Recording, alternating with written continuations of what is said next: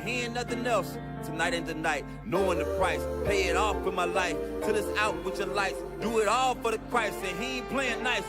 Knew the end from the start. Fix your face like it's art. The sons of a simp, call him Bart. Yeah, you did your best, played your part. But now it's time to cut you to the heart. Flex on occasion.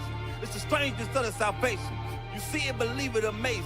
Them terrorists coming invasion since the creation. War, mine, Lord, bless the general. Greatest nation, eat them unequivocal. Bombs dropping, buddy, cause it's biblical. Start shit, now it's time to finish. Whoa.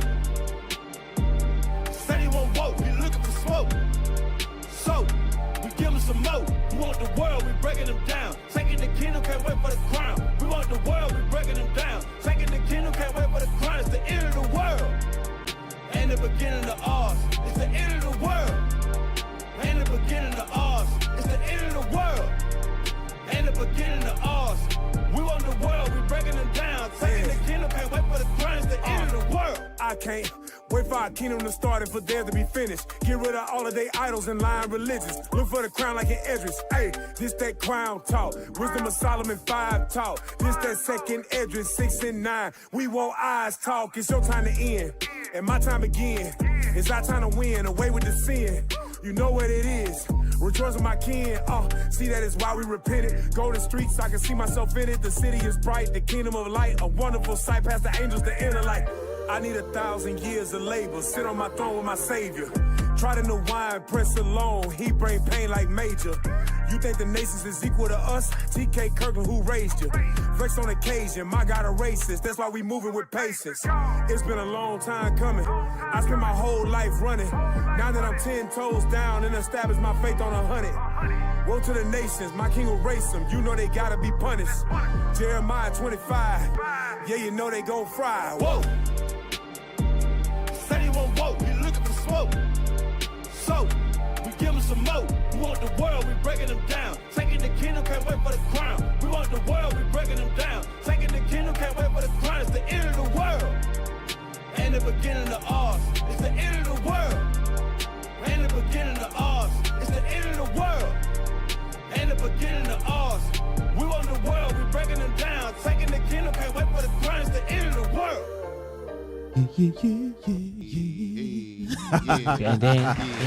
Let's go. Hey. Shalom, family. Most High Christ bless y'all. We are back. It's the Nehemiah squad. I feel like the mic is low. Is the mic low? All right. Okay. Sound a little better. Hey, shalom, family. How y'all? We going to reintroduce ourselves. We are the Nehemiah squad. I'm Captain Zakai. Hey. It's Officer Shell. Hey, Officer Judah. Officer Jadiel. Yes, sir. Okay. We got Officer Jadiel. I think he like I told y'all before, he shows up when he wants. Yeah. And he leaves when he wants. You know what I'm saying? So, Right. we might not have him next week. Right.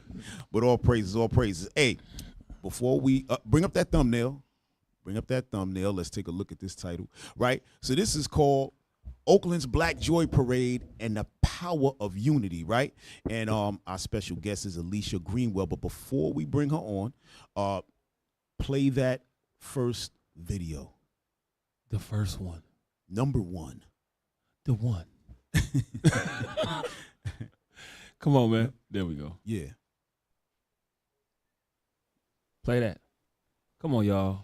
The play button is Masi is in the middle of all of it. Yes, I am still here in the thick of it. We just saw Israel united in Christ. We just saw Israel united in Christ. We just saw Israel united in Christ. There you go. Hey, we can pause on that. Y'all can drop that. Shout out to Sister Elisha for giving us some of that Black Joy love. You know what I mean? Yeah. So ABC News can see us. Hey, bring out our guest.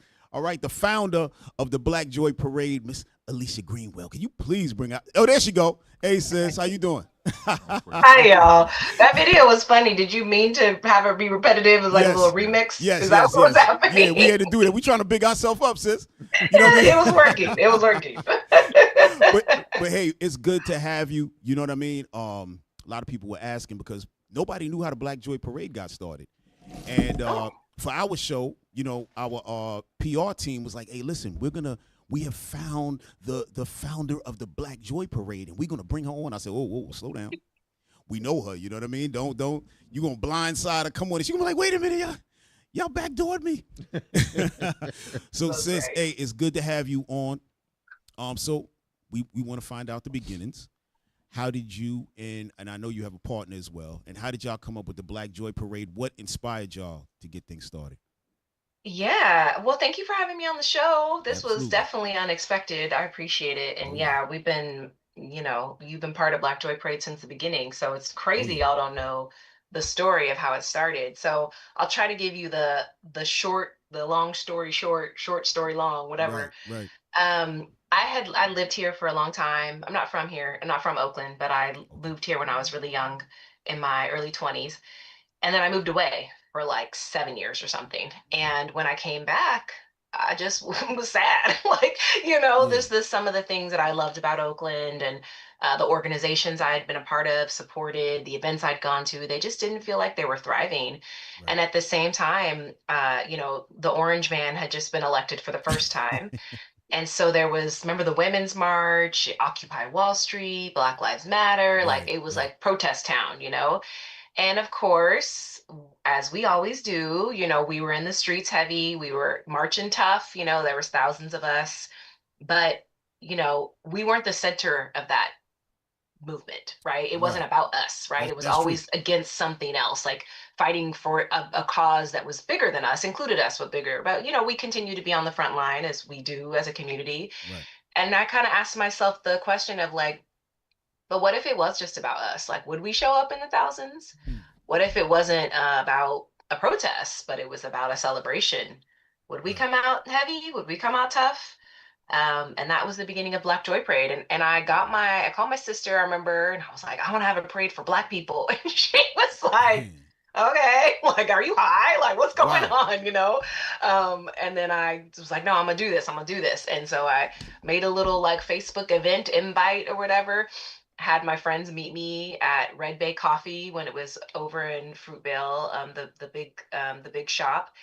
And yeah, I think like 7 or 8 people showed up, like Right. friends of mine. It was like, what's Leisha talking about? And we brainstormed just like, what is this? What would it look like? What would we call it?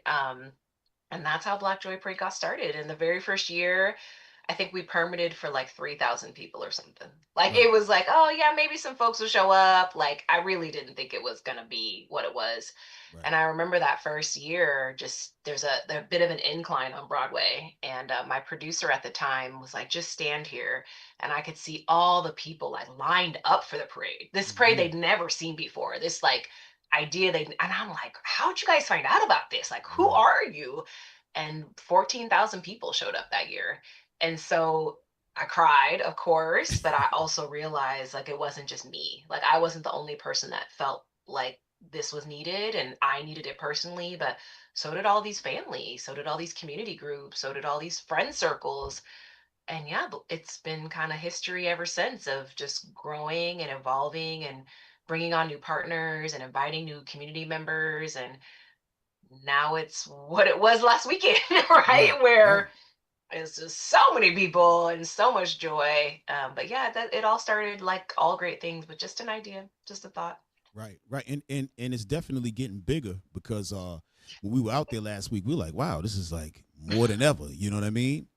And you can never tell with these things. Like you said, sometimes it might, wane after a while, but it looks like it's growing. I think people feel like they need something, right? Mm. And it's crazy because yesterday we were out and about in Oakland, right? So we're not wearing our regalia, purple, nothing. We just in our regular clothes.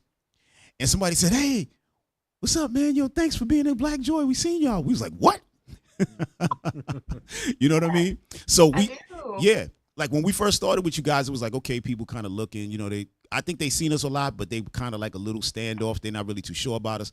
This year, a lot of people were walking up to us, talking with us.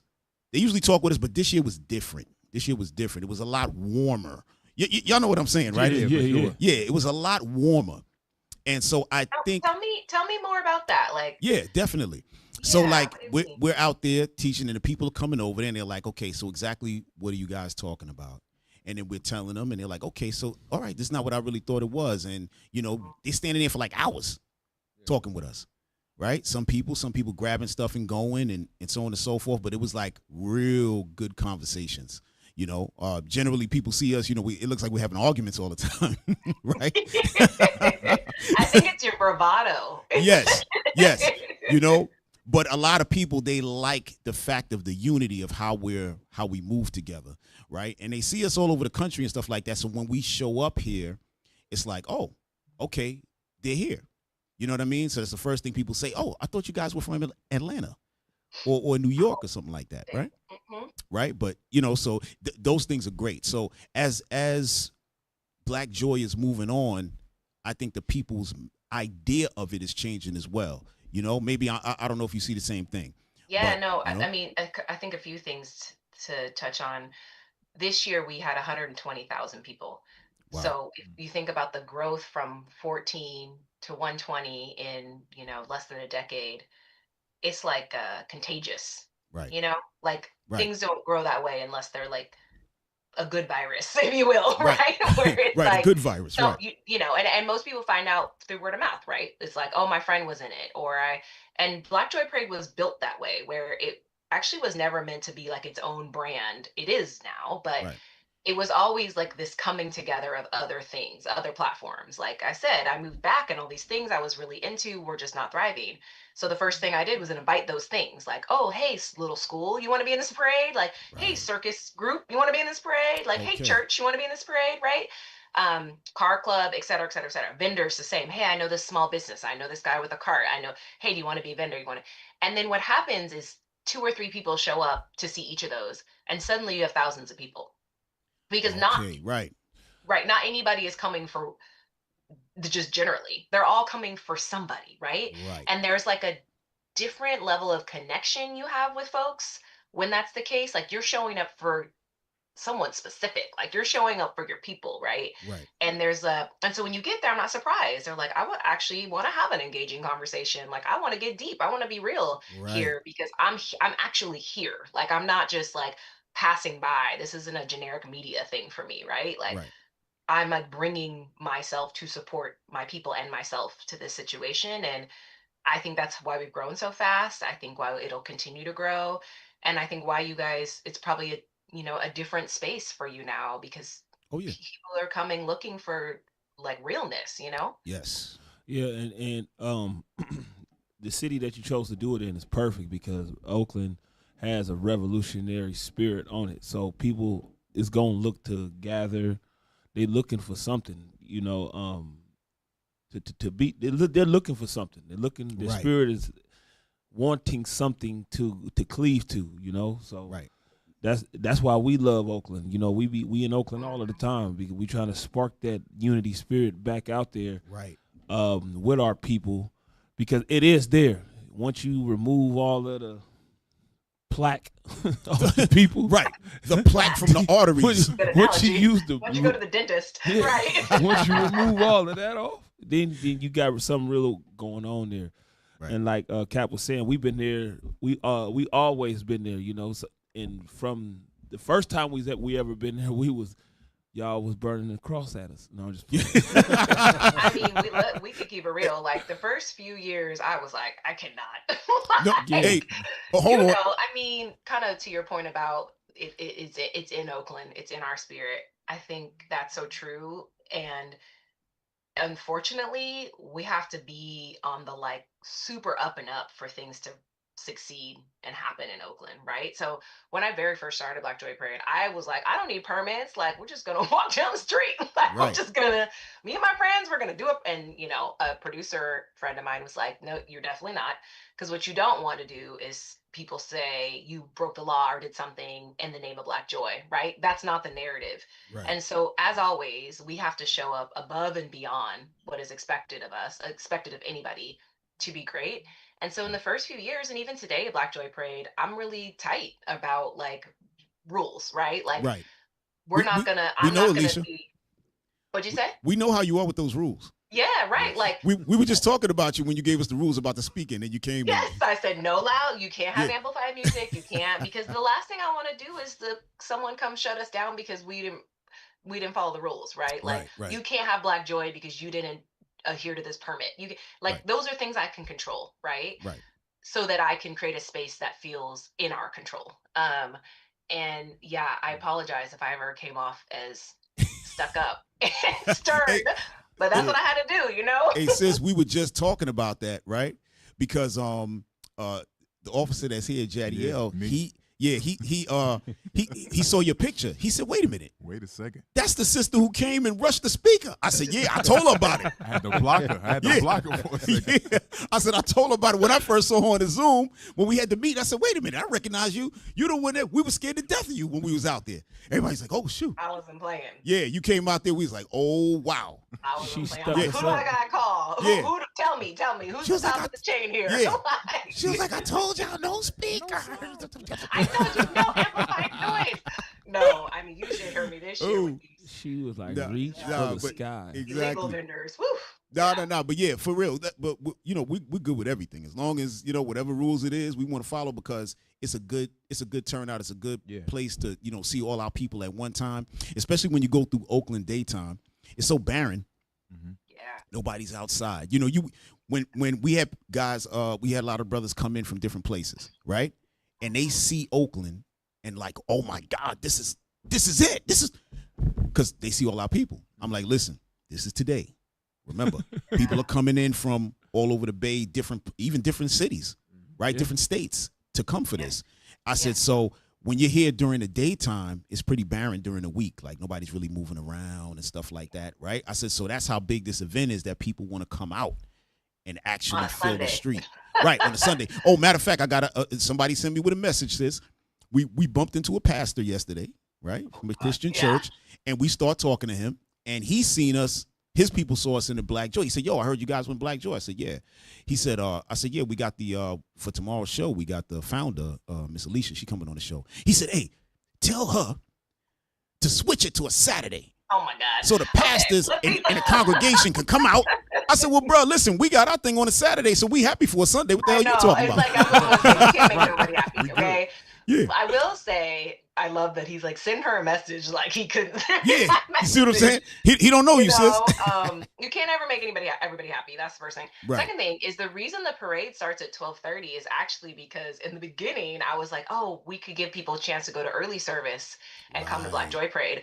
I actually don't think that's happening anymore because unfortunately I think churches are slimming down. I don't know what word. Attendance is down. Sis, hold on. I'm not jumping on them or anything like that.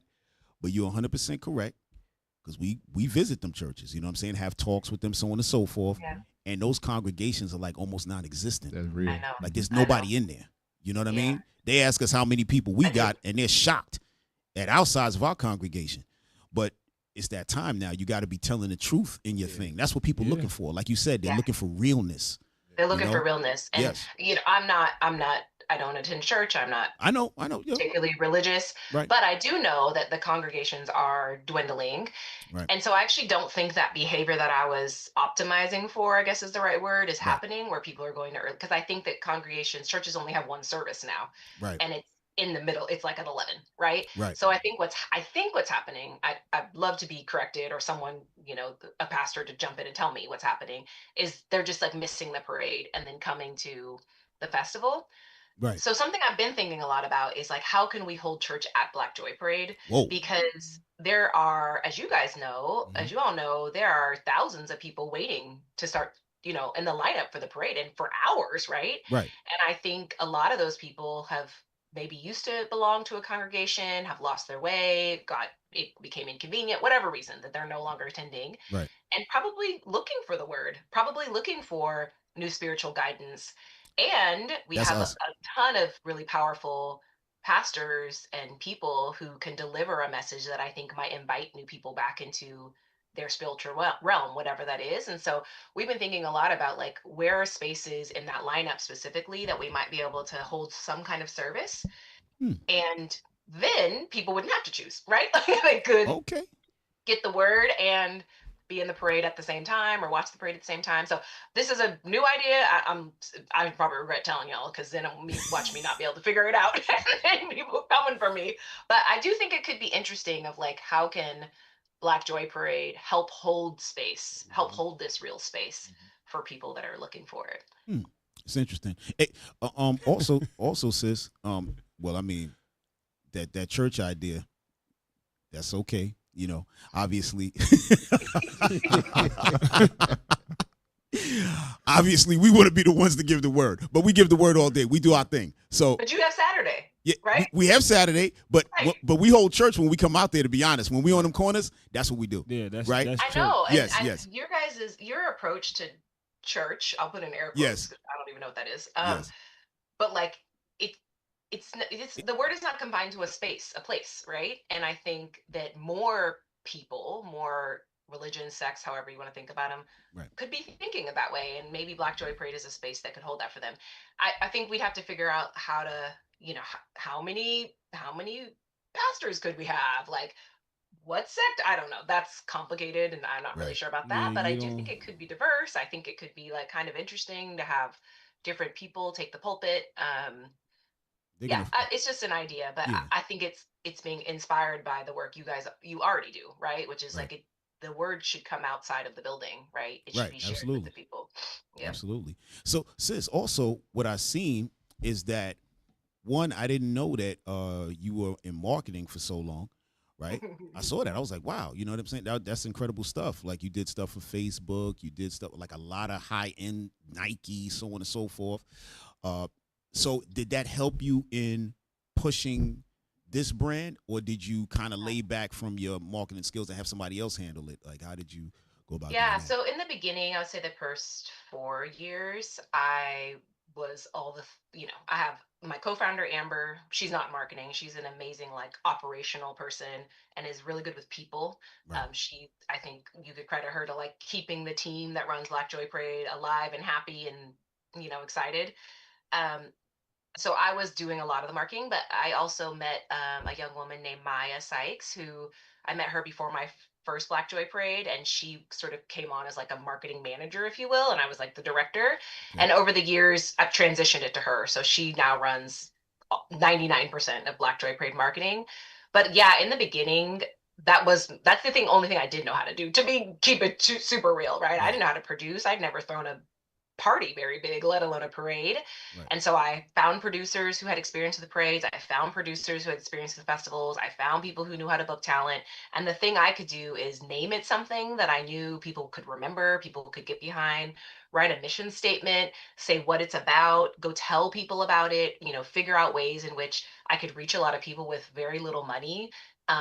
So absolutely. And like I think the storytelling around Black Joy Parade was what I was really focused on in the beginning, because I know people will buy a story, right? People will lean Right. in on a story.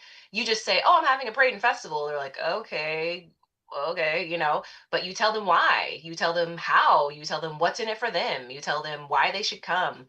Then suddenly you guys are on the same page, right? And they're Right. coming for them. They're not actually coming because of what it is. So absolutely, like my experience and my continual experience in marketing, I think is contributed to Black Joy Parade's success. But the actual day-to-day marketing of Black Joy Parade now, Maya is a queen and just runs with it and is completely responsible for like so many people showing up and having the best day of their lives. Okay, excellent, excellent. And I heard this. I don't know if it's real, but other cities are wanting you to bring Black joy to these cities. Is that real? Is that a real thing? I feel like this is like a truth or fact or whatever.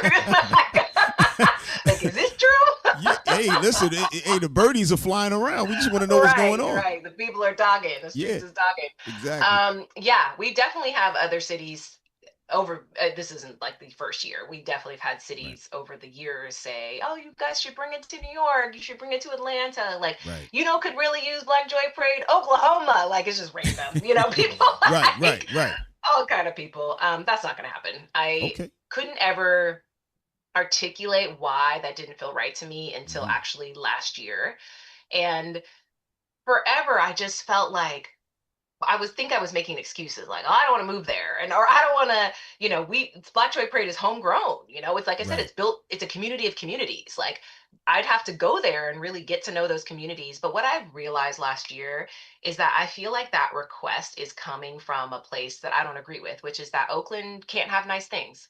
That Mm. like, in order for things to be big or make it or exciting or draw people, they got to go. And that feels true of artists. That feels true definitely of artists. Yeah. True of businesses to some extent. Like once they hit a certain level, they got to leave Oakland to like Right, be really something, flourish. right? Right. And I just like that's just doesn't feel real to me. It doesn't feel true. I think that Oakland, like you were saying, is such a special place. It is my favorite city in the whole world, even though I've been all over the world. Like there's something about Oakland that just feels so right and so true. And I think Oakland deserves Black Joy Parade. I think it deserves to be a mecca for Black Joy. I think it can do that. It can hold it. And the people here are ride or die about Oakland, you know? And I don't think that's replicable everywhere else. And I don't want it to be. I want Black Joy Parade to be like synonymous with Oakland so that when the narrative about Oakland happens, people are like, oh, I'm going there for Black Joy.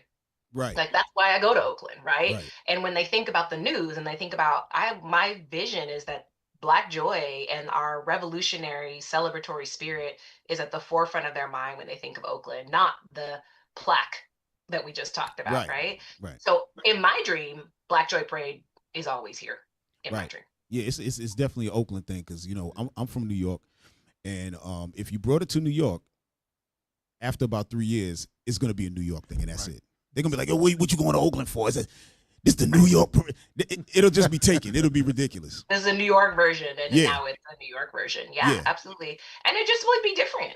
Like Yeah, it would be different. yeah, It would it's be not New the same. York, right? Like Yeah. anyone who comes to Black Joy Parade from out of town is like, this feels so No, Oakland. no, for Like, real. this feels No, so for Bay real. Area, you know? No, Like, for real.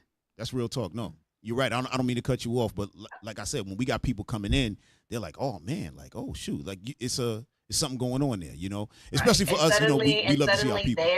they have rhythm like Oakland. Like it's such a funny thing watching people coming from out of town because suddenly they fizzing, and I'm like, interesting. Right. Like- Right. And real quick, you were talking about revolutionary spirit and everything, right? Hey, bring up number 9. We got to ask you about this. More truth. Or More truth or fact or whatever. Truth or fact. right, true. Fact. Bring up number 9. Let's see. We got to talk to you about this because this is looking very, very intriguing. You got that? All right. All right, sis. Talk to us about this. Yeah. Black Joy Parade is proud to support the 60th anniversary of the movement that started it all. This historic gathering will take place in Oakland, the birthplace of the Black Panther Party, from October 15th through the 17th, 2026. What we got going on, sis? What's happening here? Yeah, so I'm actually on the board of the Huey P. Newton Foundation, led by Frederica Newton, Huey's wife. Right. And it's the party's 60th anniversary, which is just nuts. And so we're throwing a very big event. It's not even like I'm like it's a gala, but also like seminars, but also parties. Like it's a whole week long celebration of the anniversary of the party members who are still left with us, the party members who have joined since. Part of it is education. A lot of people really don't know what the party is about anymore. It's just an idea. It's just a myth, right? They don't really realize the principles, they don't realize what it really did for the Black community, what it persevered against in the Black community.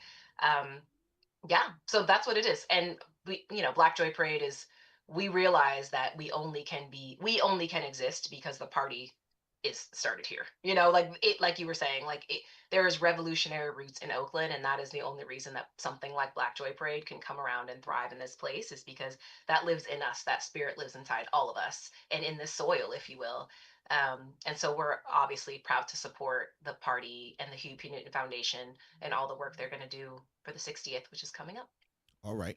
So is it going to be like an indoor event or something? Yeah. Okay. Gotcha. They're working on finalizing venues, exact timing, calendars. Absolutely. Imagine like a like Essence Festival or something. It's like. And I think what's going to be really dope is you're going to have party members flying in from all over the world for it. Okay. Which is going to be incredible. I think a lot of people don't realize that the party was global. Yes, absolutely. Yep. Yeah. And so you're going to have, there's just going to be so much history in one place. It's just going to be so much to learn. I'm just going to be like jaw dropped, inspired the whole time, because like these are like living legends. You know what I'm saying? Like, these are people that you read about in history books. Well, hopefully our kids read about them in history books today, but we definitely did. And to hear from them directly and, learn how they built the movement that they built and, the legacy that they left. I'm excited to just like learn from that. We all stand on the shoulders, right? Right, absolutely. Just make sure you save us a table. I will. I'll call Rodrigo. Yeah, we got to be there.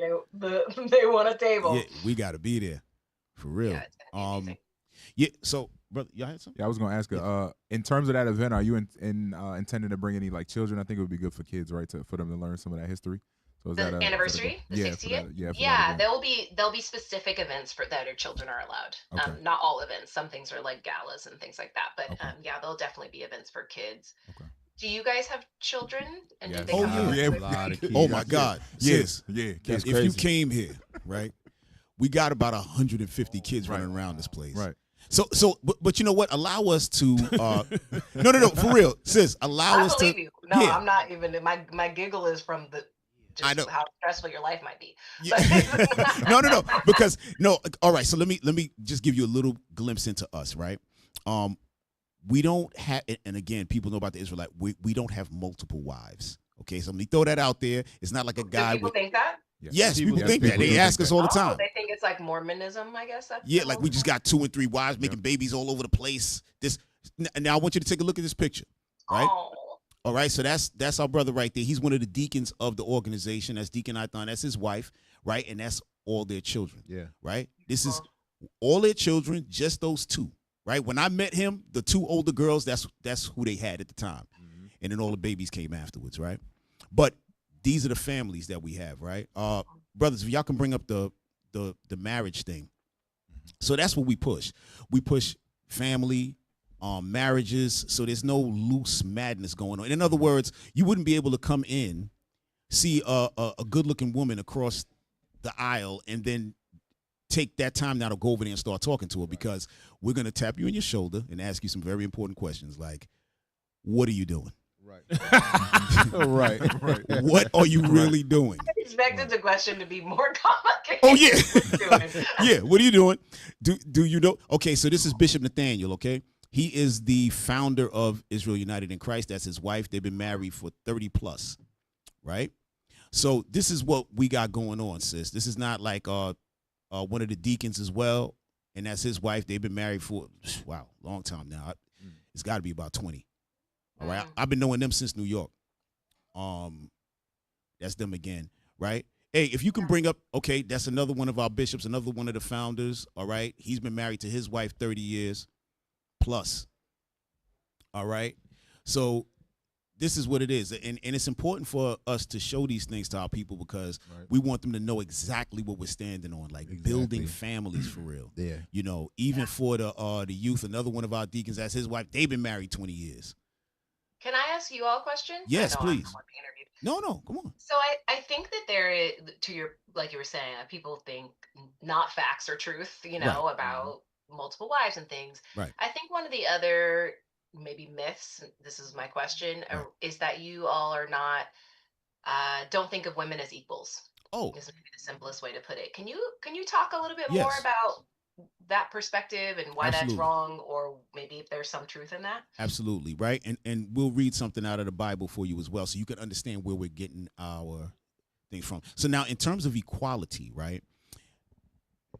God doesn't look at equality like America looks at equality, right? So our wives, daughters, sisters, whatever, they're engineers. They're like, in our congregation, we have everything, right? Doctors, engineers, lawyers, officers, everything. I mean, whatever you could think of. Marketing people such as yourself. I'm talking about every facet, right? And we got sisters who are doing that stuff, and they big, right? So in terms of that, yes, go out, work, do what you got to do. Now, when you're with your husband now, right? The Bible's telling you something, that your husband is the head of the household, right? So that cannot be overshadowed. That can't be played with. In America, that's played with. Oh, it's a 50-50 and this and that and so on and so forth, right? Now, you may think to yourself, well, hey, maybe I'm paying the same bills as my husband. We both own the house together. We both have the deed. We got a $7,000 mortgage. I'm putting up 35. He's putting up 35. That's fine. Cool. That doesn't mean that you both are the, what's the word I'm looking for? The end all, right? Somebody has to be the boss, right? In every business, you have that boss, right? Then you have a supervisor, so to speak. And there's no argument there. Like, this is the person and this is the supervisor and these are the workers and so on and so forth. Nobody argues that. But when it comes to marriage, people argue that, right? So we're just going to read something out of the Bible real quick. Let me get 1 Corinthians chapter 11 and 1. And this is how this is in everybody's Bible. We don't have any special Bible. We use the King James. I just want to let you know, because you know what I mean? Bring them back. Yeah, I just want to make sure that we're clear, because people might think we got our own thing going on. We got the same Bible that's in church, the same exact Bible. All right? Read that for me, officer, real quick. 1 Corinthians chapter 11 and verse, what you want, 1? Start at verse 1? Yeah, start at 1. Hey, make sure that's coming across the screen so she can see the scriptures as it's coming across so she can read it also. All right? Okay, go ahead. 1 Corinthians chapter 11 and verse 1. Be ye followers of me, even as I also am of Christ. Right, so that's Paul speaking, and he's saying, follow me just like I'm following Christ. Right? Go ahead. Now I praise you, brethren, that ye remember me in all things, and keep the ordinances as I delivered them to you. Go ahead. But I would have you know that the head of every man is Christ. Right, so a man, his head is Christ, meaning what? He has to listen to what Christ is saying. Christ is giving the commandments and so on and so forth. He has to follow that. Go ahead. And the head of the woman is the man. Elisha, I don't want you to go through the roof. Did you hear that? I heard it. Yes, okay. I heard it. The head of the woman is the man. Go ahead. And the head of Christ is God. Right. So Christ even has a head. That's God the Father. So you have God the Father, Christ, the man, and then the woman. This is what it is, right? Because when you understand the history of Adam and Eve, Eve was taken out of Adam, right? She was made second. She wasn't made at the same time and all of this and that. And don't think, we got sisters who come into the body and they struggle with that too. But because they love God and they're trying to get themselves together, they acquiesce, right? And say, okay, for the sake of my family, for the sake of myself getting married, we have to keep an order, right? Because that's all it is, right? And our people, we haven't had order. Think about it, Elisha. Back when we came out of slavery, right? We were the most married people in America. And we were doing much better at that time. We had our own neighborhoods. Our money circulated more. Like right now, people give that credit to maybe East Indians, Jewish people. They say, oh, man, they're so good with their money. Yep. We were doing that, right? When you hear about Black Wall Street, we had many Black Wall Streets, right? You had one in Atlanta. You had several in the Carolinas, so on and so forth. And they destroyed that, right? Why? Because then it destroys our power. Then they did what? Welfare system, all of the social, breaking up, right, redlining, but they had to break up the family, get the father out of the house. Right. We cannot give you money, ma'am, if you have a man in the house, right? If you're really trying to help a family, let's say the father and the mother doing badly, you give this money to the family, they get on their feet, and they're gone. They have the family intact, but they didn't do that. They said, no, get the man out of there, and now they split the family. Ever since that, we're terrible. Our marriage rates are terrible. What is it, like 20-something% now? 30%? It's bad. It's lower than that. I think it's lower than that. It's lower than that. It might be lower than that. Right. It's very lower than that. It's terrible. Why? Because we don't follow God anymore. Right. We threw that out. But that's what we bring back, what the Lord is saying. So when people come in, there's no boyfriend, girlfriend going on in here. No. Not at all. We telling people, hey, get right. When we see that you coming along and understanding the scriptures, understanding what you have to do, then we can allow you. Yes, we can allow you to speak to this sister now. And then we got to tell the man, do you have a job? Right. You understand? It's that simple. Don't sis, you laughing. Hey, it's real. Hit the thing, man. Hit the punch button when he say that, man. Yeah. No, if you ain't got a job, you got to get sound punched. effects. Yeah, we got sound effects. Yeah, exactly. When you don't have a job and you trying to mess with a sister because you not in order. Right. And that's what we about. We about order. Right. You got to remember this, Sister Elisha. When you look at any other race on the planet, don't no other people push equality between man and woman but us. No other ones. In any other culture across the nation or across the world, ain't no woman trying to be equal to the man, and that's not demeaning to the sisters at all, because we both got roles that we got to play at the end of the day. Right. Equality, when they start pushing equality, who did they start that with? They started that with the black man and black woman to cause friction between them. It's an old slave tactic. Have you ever heard of the book Willie Lynch and the Making of a Slave? You ever heard that? Yeah. Have you ever read it? Yeah, I have. One of the tactics in that book to break a slave. It was very deliberate. Yeah, Yes. it was to put the woman over the man. Right. And what did they call it? They called it good economics or something like Right. that. Right. They Because- said once yes. we start this, it's gonna turn on its own axis. It's gonna grow, Right. and like Cap was saying earlier, it splits the family. It splits everything.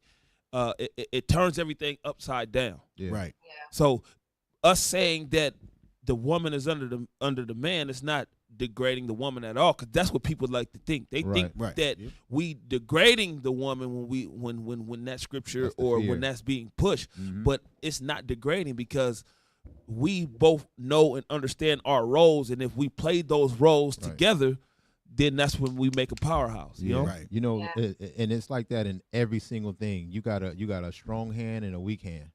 You got a good eye and you got a bad eye. You got a strong leg and a weak leg. Spades, you got the big joker, you got the little joker. right, But both of them is better than all the other cards. Right. You see what I'm saying? So Right. the fear is what's been created was a gender war has been created. Right. We went into slavery together, sis.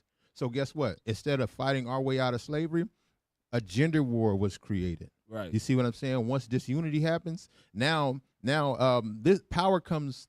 Peace comes through power, at its primitive nature, right? So when all things are said and done, when they go against everybody's treaties and they start shooting guns again, and the fight has to happen, guess who has to win that war? The man has to win that war. He has to fight. When somebody breaks in your house, your man have to go and My God, you fight guys sound that. like my husband. You know what I'm saying? That's just Your straight husband up. is a smart man. Yeah. And if that doesn't happen, that's a very comfortable situation Right. for the people that do oppress us, because family is the foundation of black people. There is no black people without family. Right. You see what I'm saying? So why are we out there? We out there teaching the Bible, right? Because when we out there, we see a bunch of people out there, they fornicating. You hear what we marching. Some of us used to sell the drugs, not no more, right? Take care of our wives. That's what people. The scare tactic is the Mr. syndrome. You've seen Color Purple. You know what I'm Right. saying? But watch this. If I give you to a husband, he has utmost control of you. If that husband is no good, this is why we tell you no. You can't talk to that sister, because if Right. you got a Negro mindset, you know what I'm saying? You're gonna abuse that sister. Right. You're gonna mistreat that sister, and she's under you, under God. So give me 1 Peter 3 and That's important. give me 1 Peter 3 and let's start with 22. 1. We start at 1. I'll show you the women, and then I'll show you the mindset of the man that have to, because it's not saying like you're gonna be like Celie. You know what I'm saying? No, Right, right. that's important that you say That's that, important, and I don't want to cut you off.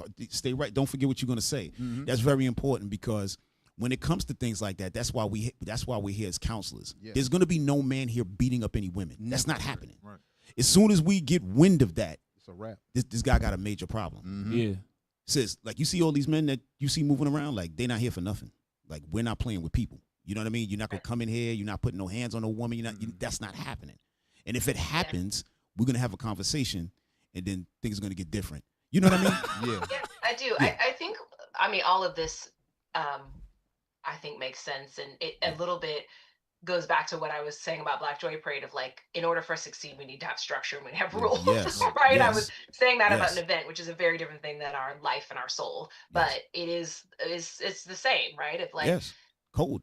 we got to work together, and in Right. order to work together and to thrive, we all have to play our part, right? Yes. I think the thing that I personally struggle with is the sort of like blanket statement nature of it all. Okay.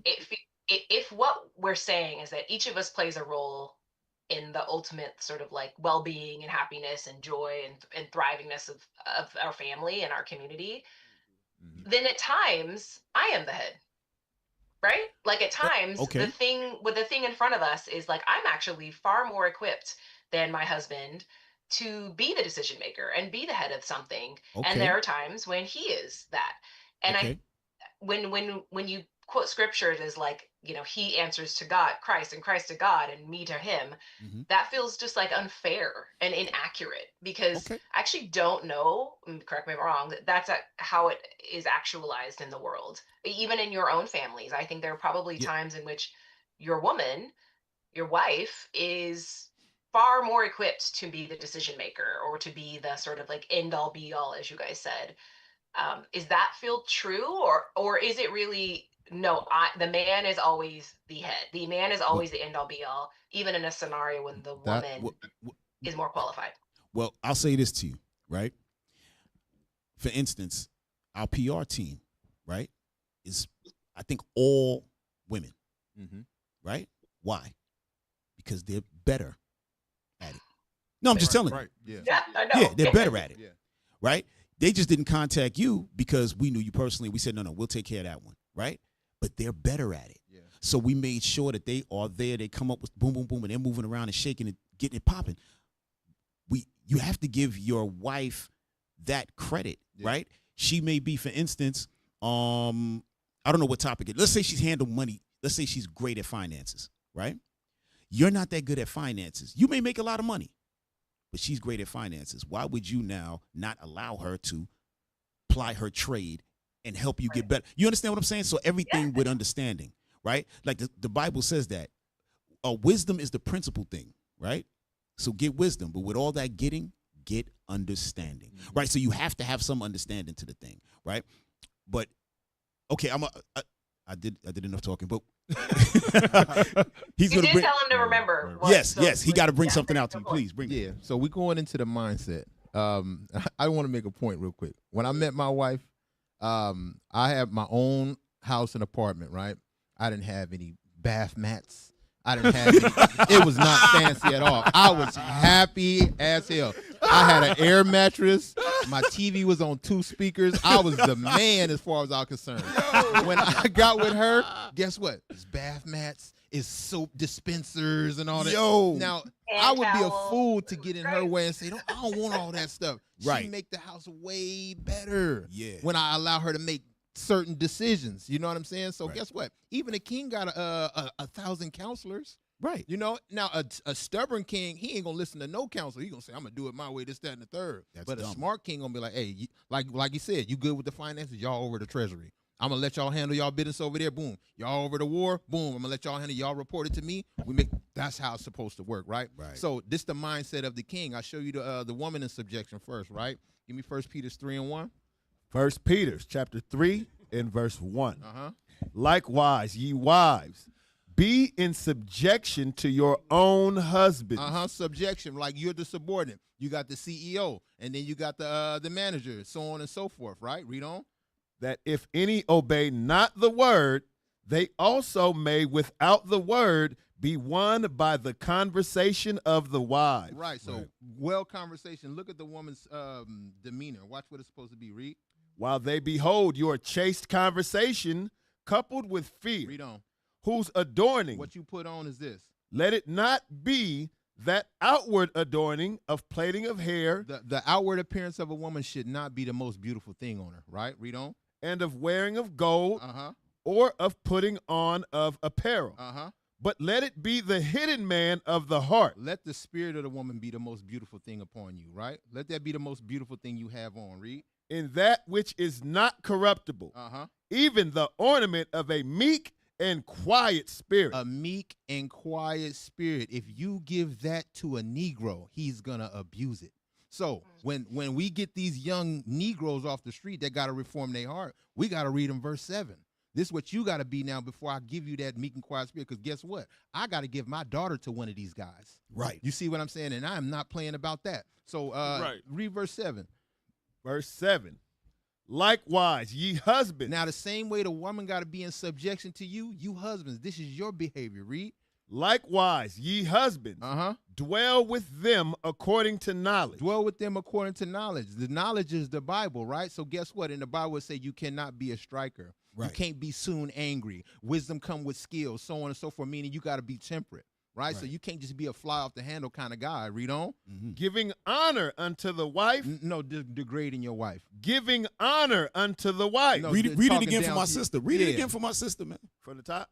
No, just that part right there. Giving honor. Giving honor unto the wife. So not shaming your wife, not abusing your wife, so on and so forth, not cheating on your wife. No, none of that. You got to honor your wife. This is the kind of man that you're going to be in subjection to. Read on. Giving honor unto the wife as unto the weaker vessel. The weaker vessel, because she can't pick up as much weight as I can. You see what I'm saying? She can't build a bridge like I. She can. Like if you only got one hand, you could play some basketball with the left hand. You could, and if you're doing it, hey, all power to you. But you'll be way better with a stronger hand. You ain't got a crossover at all. With At the all. left hand. Right. You so predictable. You know what I'm saying? So two hands is better than one, especially if it's the strong This one, analogy right? is not working. Right? I was with you until the basketball analogy. I'm like, Yo, that's Alicia was not- like, I got a good left. I don't know what you're talking about. I'm like, left-handed. Both my Well, hands finish work. that. Finish that. Yo. And as being heirs together Uh-huh. of the grace of life, that your prayers be not hindered. Husband and wife is heirs together. Watch this. Read. Finally, be ye all of one mind. Agree together, one mind. So we got to have a conversation. Hey, the CEO has the final decision, but the manager have excellent ideas. Right. Probably better than the CEO. Right. You see what I'm saying? And a smart CEO gonna listen. Right? Read on. Having compassion one of another. No, just going hard all the time. Read. Having compassion one of another. Oh, you see what kind of man you supposed to be around, what kind of man you supposed to be with. So not Mr. like they show you on TV. You see what I'm saying? Not Denzel Washington on Fences. That just, you know what I'm saying? Those are the fear tactics that they give you. Right? Read on.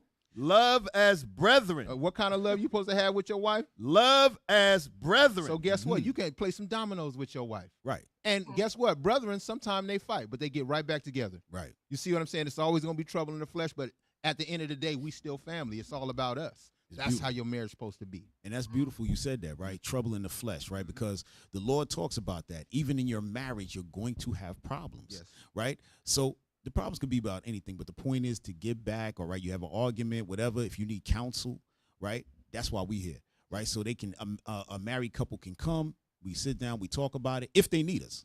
Not that we in their business. If they need us, and we move like a family, sis. You know what I mean? Because that's what it takes. Nowadays, if there's a problem in a marriage outside in the world, right? We call it in the world, outside of us or whatever, right? A person's going to go talk to their friend. What your friend going to say? Oh, that nigga ain't nothing. No, bad advice. The guy's going to go to his friends, and they might tell him something stupid. He might go to his mother. Somebody, I never liked that girl. I told you about her. All of that. But that ain't going to happen here. Especially if they are not in healthy marriages. Well, that's the key, right? Now again, you don't have to be in a healthy be with us and then be in a healthy marriage, right? It could be like yourself. I don't know how long you've been married, but 2 years. 2 years? Yeah, we're baby marriage. Okay, so you're still in the honeymoon, right?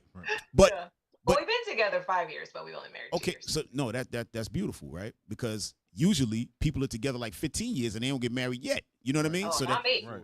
That was No, not happening with me. it's good. No, it's good that y'all locked in. You know what I'm saying? You want to. That's the thing, and that's another thing, sister. That's why we push marriage, because we have to understand that that's what must happen. We're supposed to be married, like legally. You know what I mean? We bump into people like, oh, that's the white man. You know, that's the white man's laws. We like, no. In the Bible, it says you need to be married. Like you got to have some paperwork. And that's the black man's common law. sense. You know, all of this, I think, rings very true, I think, and real. And my marriage probably is more reflective of this than I would probably care to admit. Just because I'm not Christian, right? I don't. My beginning is not the Bible, but I think the reflection in the way my marriage operates is very similar. Right.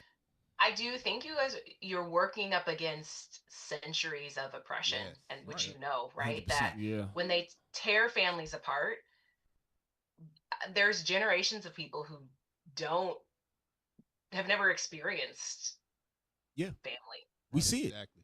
You Every know? day. Yeah. My Every day. husband and I are both lucky that our parents have been married for a very long time, Wow. are still married. And All so praise. Excellent. we grew up seeing the power of that Right. partnership. And us as the children of that, right? Right. But most people don't have that. Right. Yeah, They don't. We don't see have it. that. We see it as people come into the congregation. You know, we got new members all the time coming in, and most are from households where their dad left. You know, the family. You know, divorce, all of that. Right. Usually, people like yourself, you and your husband, those usually are the best marriages, right? Because you actually had you looked at it, you saw the examples, and you could pretty much say, okay, this is how they got along. Maybe this is how it works for us, right? The only time we see that it doesn't work is if the father who was in the house was not really manly. You know what I mean? If he was like soft under his wife, then it tends to be a problem, because now let's say that was where the woman came from. She's expecting this guy to behave like her dad. And then maybe he's not that way. Maybe he's more of a stern individual. And then they're going to run into some, little hiccups here and there. Right? So you have that. But generally, coming from those households make the best marriages. So what we got to do, we have to rebuild the spirit of each individual. Right? Yeah. Hey, Cap, can I post something on it? Yes, sir. Please. Hey, get Titus chapter 2 real quick and start at verse 1. We're going to read down to 4. All So, right. Elisha, what you've been asking about, right? Satan's biggest trick was to tell the woman that her role was not valuable. So we're going to read about it here, and we're going Right. to be able to see that when that role was changed, it caused chaos. Right? Just like you said, we can't have the amplified sound, and you almost beat me up that day. Right? Yeah, that was him, Right? sis. That was me. Yeah, I'm bringing That it was back. him. This is the guy. Right? Just Yeah. like you going to beat me up. Right. We're going to read this. Titus chapter 2, verse 1. Titus chapter 2 and verse 1. But speak thou the things which become sound doctrine, Right. So he's going to explain what's sound doctrine. Go ahead. that the aged men be sober, So this would be a husband, right? This husband is going to be sober. Go ahead. grave, He's going to be serious about life. He's not going to be playing around all the time. If you had a father in your house, like Kat was just saying, they were serious, right? Your grades, they were serious about the time you got in the house, the way you dressed, if you're a male or a woman, they were on you, right? They didn't allow certain things in the household. They were serious. Go ahead. temperate, They had self-control. Go ahead. sound in faith, They understand the faith. Go ahead. in charity, They looked out for their brothers and sisters. They loved their neighbor as they loved themselves. They might bring other family members in, let them stay at your house, feed them, take care of people in the neighborhood. They had a reputation of doing that. Go ahead. in patience. They were patient with you in order for you to develop. So now watch what it says in the next verse. Come on. Verse 3. The aged woman likewise. The wife would then take on those same attributes because she sees that her husband is a serious man who cares about his community. Now she's going to move the same way. So watch what she starts to do. Come on. that they be in behavior as becometh holiness. She's not going to have Instagram where she's shaking her behind or she's showing herself over. She has no ambition in Right. terms of life. She's going to see her father was a certain way, and that wife is going to be that certain way. So this wife now is going to be attached to a man. She's going to have that same ambition. She's going to have skill set, right? When you read Proverbs 31, it talks about a woman who could buy land, a woman that could make clothes. They had much skills. Go ahead. Right. Not false accusers. She didn't lie. Not given to much wine. She wasn't getting drunk. Go ahead. Teachers of good things. That's the key thing right there. That woman, she was responsible for teaching every child that came. And that wasn't just her children. That was responsible for being an example to the community. Because while the man is out working, who's establishing what he's working for? The wife. So when they took the wife and said, let's move her out, and she doesn't want to be a wife no more, now the kids are not being taught. They're not being instructed. There's no one to make sure that that infrastructure coming behind the father is good. So he's working for no reason. She's working, and she's every brick he's putting in place, she's pulling out. Because now she's trying to be him. He's trying to establish something and she's not helping with it, essentially, right? Because that's what America basically did. And that's what the Bible shows you, is that when we get back in that order, now we're working together. Right. Now everything's, I'm working hard, and then you're establishing everything I'm building. Because if I'm going to work and I'm trying to set up things for the kids, it's on you to make sure that those kids are the greatest thing possible. They're supposed to be better than me so they don't have to work this hard. Right. That's what the Bible is teaching us. Right. Yeah, that's good, Is good there stuff. is there a world where all of this is true, but it's a world reversed? And if not, why? We living in it. The Yeah. roles is reversed in the Yeah. world that we live in right now. This is the reverse This world. is the reversal of it. Yeah. All of this good old stuff we reading, you sis, you got to remember, this is black joy. Yeah. Yeah, and I'm not. I All of feel- this stuff, I feel yeah, like I'm when being you- argumentative. No. This is so. I'm curious. Like No. Yeah. And I understand that. I'm not saying it like you combative or nothing, but you know, I said that because of the remark from earlier, you say, "Yeah, I'm not a Christian or nothing." But this book that's not. This is Black people's book, Right? And I will go through that, but we talking about some good stuff right now, and I would rather keep with that. Right. Yeah, and sis, listen, the Bible says marriage is honorable and all, right? But going back to what you said, is there, because right now we're living in a bizarro world, right? Because we're looking at Bizarro, right? You know who Bizarro is, right? He was like the weird Superman or whatever, right? So, yeah, whatever, yeah. right.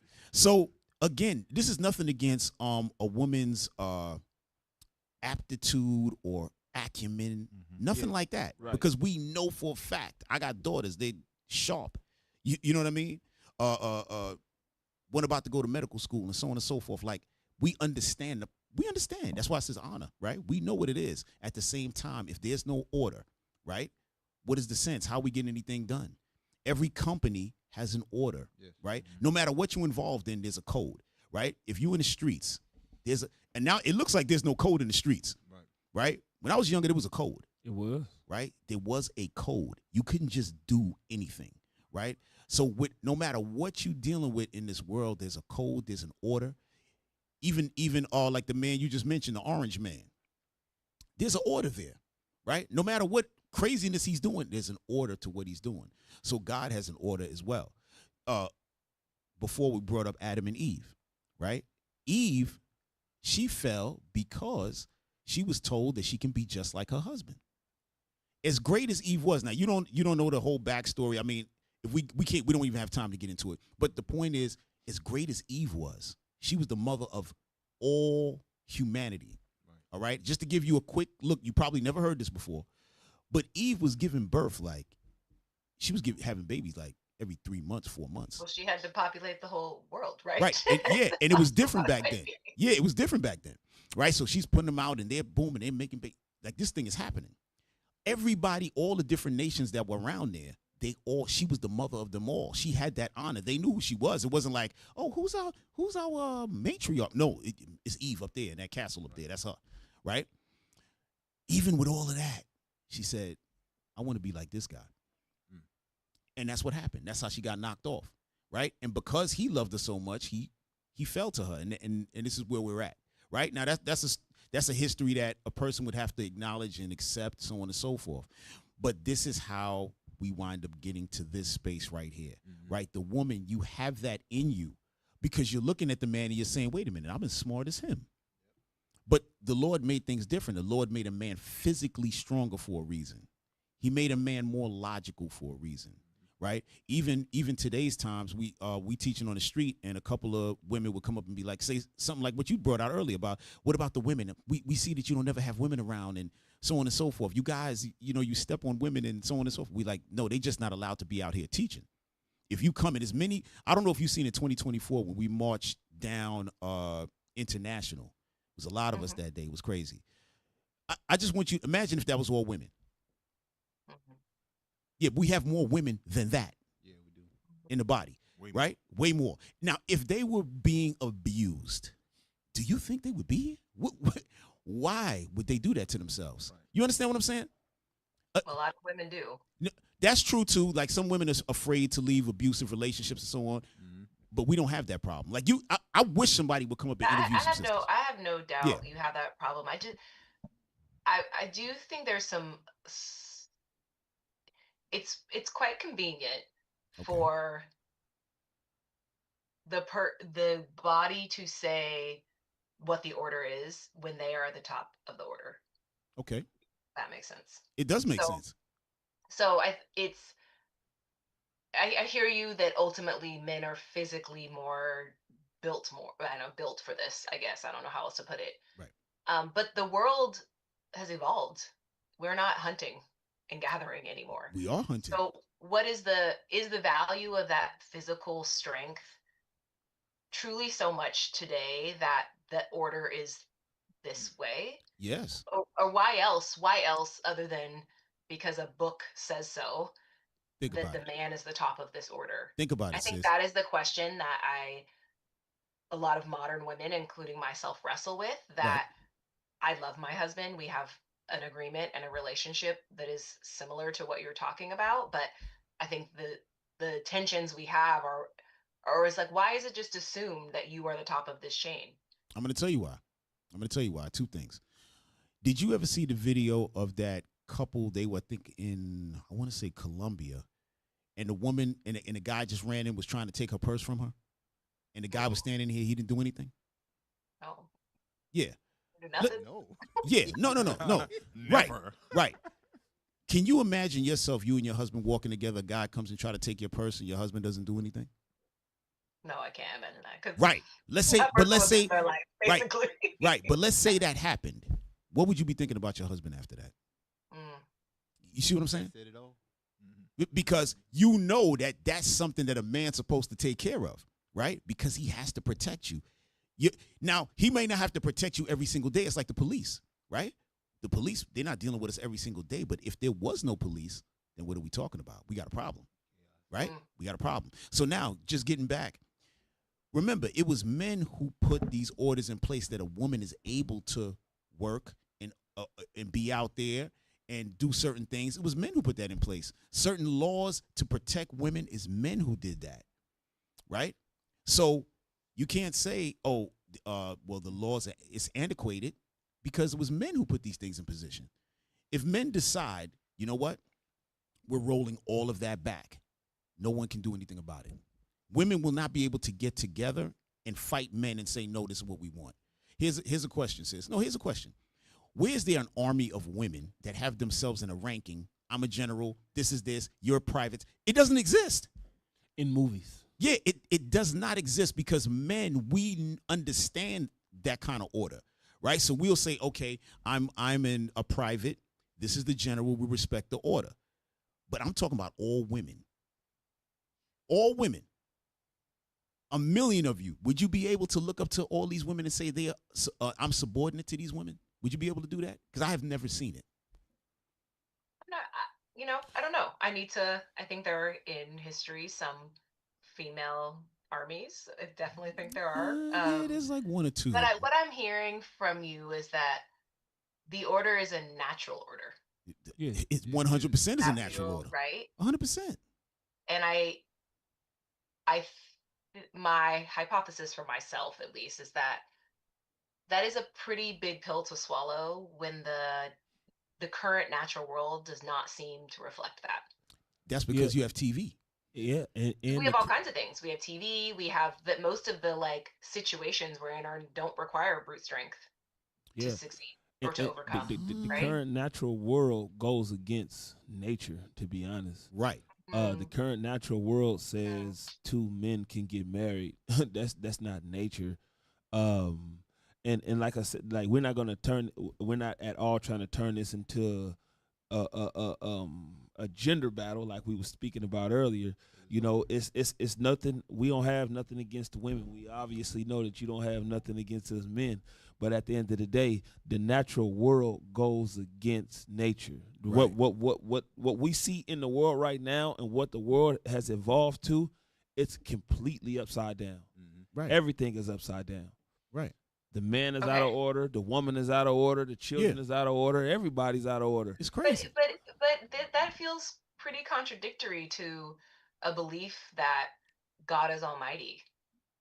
If God is all powerful and almighty, and what will be, then why would he let the world become so unnatural? Because the people that was supposed to rule the world went against him. Give me Deuteronomy chapter 28 right quick. Right. I'll show you. I can answer that right quick. The people that was supposed to rule the world, because at the end of the day, God had a people. He got a chosen people that he chose to rule the world. And when that people went off, he promised them. He promised them that he was going to turn everything upside down if they turned against him. Rush, just read that. What verse you on? 15. Deuteronomy chapter 28 and verse 15. Come on. But it shall come to pass. Meaning this is going to happen. If thou wilt not hearken unto the voice of the Lord thy God. If we would not listen to the Lord and do everything that he commanded us. Because remember in the beginning, the first scripture that we read was 1 Corinthians 11, that God is the head of Christ. Christ is the head of God. You see what I'm saying? So he laid these rules down for us. Watch this. Go ahead. to observe, to do all his commandments. Come on. And his statutes, Come on. which I command thee this day. Read. That all these curses. You see that? He said, if you don't do these specific things, if we go up to the beginning, he promised us what he would do good for us if we did keep the order. I jump straight to where we at right now, just to quickly answer your question. Go ahead. That all these curses Uh-huh. shall come upon thee and overtake thee. Now look at the black community right now in its entirety. No matter where you go in the world, they at the bottom. We the most drug addicts. We the most drug dealers. We the most people that have babies out of wedlock. All of these bad things he said was gonna happen to us. He was gonna flip everything upside down because what we didn't keep his commandments as the chosen people, as the rulers of the earth. The earth really belonged to us. It belonged to me and you. We don't have no inheritance in it because of that, what we just read right there in Deuteronomy, because we didn't keep the law, statutes, and commandments of the Lord. Can I and let me show you something very specific to the woman right here, right? Why you said, why would the Lord allow that, right? Watch this. Give me Jeremiah 31:22. Watch this, sis, right? This is very specific and hits right on target, right? Because we went against the commandments of God. So the Lord said, all right, since you want to do that, you're now going to become the tail. Right. So now your whole situation is going to be destroyed. Watch this. Read that thing. Jeremiah chapter 31 and verse 22. How long wilt thou go about, O thou backsliding daughter? That's talking about Israel. How long will you keep backsliding? Go ahead. For the Lord have created a new thing in the earth. What new thing is that? A woman shall compass a man. That's what you're talking about. You saying, how is the woman, because you don't need brute strength, because the women is marketing, they doing computers, they doing this, that, and the third. The Lord said, I'm going to create a new thing in the earth. A woman shall compass a man. Why? Because you haven't listened. So now when this woman is you going what comes out of that? Problems. Sis, you know how it is. Men don't like when their woman makes more money than them. You know that, right? It's a problem. No, it's a real problem. Maybe not for, I'm not going to say for me. Maybe me too. You know what I'm saying? Yeah. Maybe me too. Right? Maybe me too. But I know specifically. Could be an underlying problem. Right. Right. No, it's real. Because I know some guy, like, as soon as they hear that a woman is making money, they don't want to have nothing to do with her. Because they know that mentality that comes with it. Right? Some women are good with it. They don't really have a problem. They make X amount of dollars, right? They know the guy's not making that much money, but they like him. And they're like, all right, we could probably make this work. But most men know, wait a minute, if she's making more money, she thinks she's the boss in the house. Like, I can't do it. It's not going to happen. They may, she's the most beautiful woman in the world. You know how men are. You beautiful, that's it. They with all your red flags, they're going to take you because you're beautiful, right? But even with that money thing, that's a problem, right? So that is what the Lord is talking about. I'm going to make it. And most of the women who's making big money, they're not married. They have no relationships. I'm telling you, I know this for a fact. I'm coming straight out of the big city. Yeah, exactly. I guess I've never thought about it as because it's not the natural order and more that men are insecure and they place their value in the wrong place. I wouldn't see, sis. You trying to win? Both can be true. Also, can we hold that? Okay. I'm not going to say they're placing it wrong because a man is logical. He just doesn't want to waste time. Right. He knows the woman is going to be acting up at some point about this money. Why? Thing. Because she makes more money, she's going to act up? Okay, for instance, right? In our listen, watch this, sis. In our organization, right? We don't allow, because the Bible says that the man must have his own place, right? We don't allow a man to marry a woman and then move into her house. It's not going to happen. That's crazy, right? Now, I'm going to tell you why it's crazy. Let's say you own a house, right? We talked about this before. Let's say you own a house. So now you're like, okay, I own this house. My house is worth 1.2. What am I supposed to do now? Like, leave it, right? Right. One or two things has to happen, right? Everything with understanding. Either you're going to move into his house that he has, or somehow he's going to probably have to give you some money or something, and you can get him on the deed. Something has to happen. Because if you own this I'm just throwing the number 1.2. You're in there because it's California and everything is expensive as hell. 1.2 would get you like 800 square feet in Oakland, right? So it's outrageous. It's outrageous, right? And he comes in his house. Now, let's say the bathroom is not clean. He's like, yo, Elisha, are you gonna get around any time to clean in this bathroom? You're gonna be like, wait a minute, this is my house. It's no way in the world you're gonna say, all right, let me take care of that. You're gonna be like, wait a minute, is he talking about this bath in my house? Why don't you clean it? That's what's gonna happen. We know this. It's no sense in us even fighting. That example is not the woman acting up. I see. You're looking at Is that in your mind that's the woman acting up because she wants her bathroom clean? No. This is the man saying. He's saying the opposite. Right. No, exactly. He's saying opposite of what you're saying. Right. The man is saying he's calling the bathroom his bathroom. Got it. She's saying, is this really his bathroom? Right.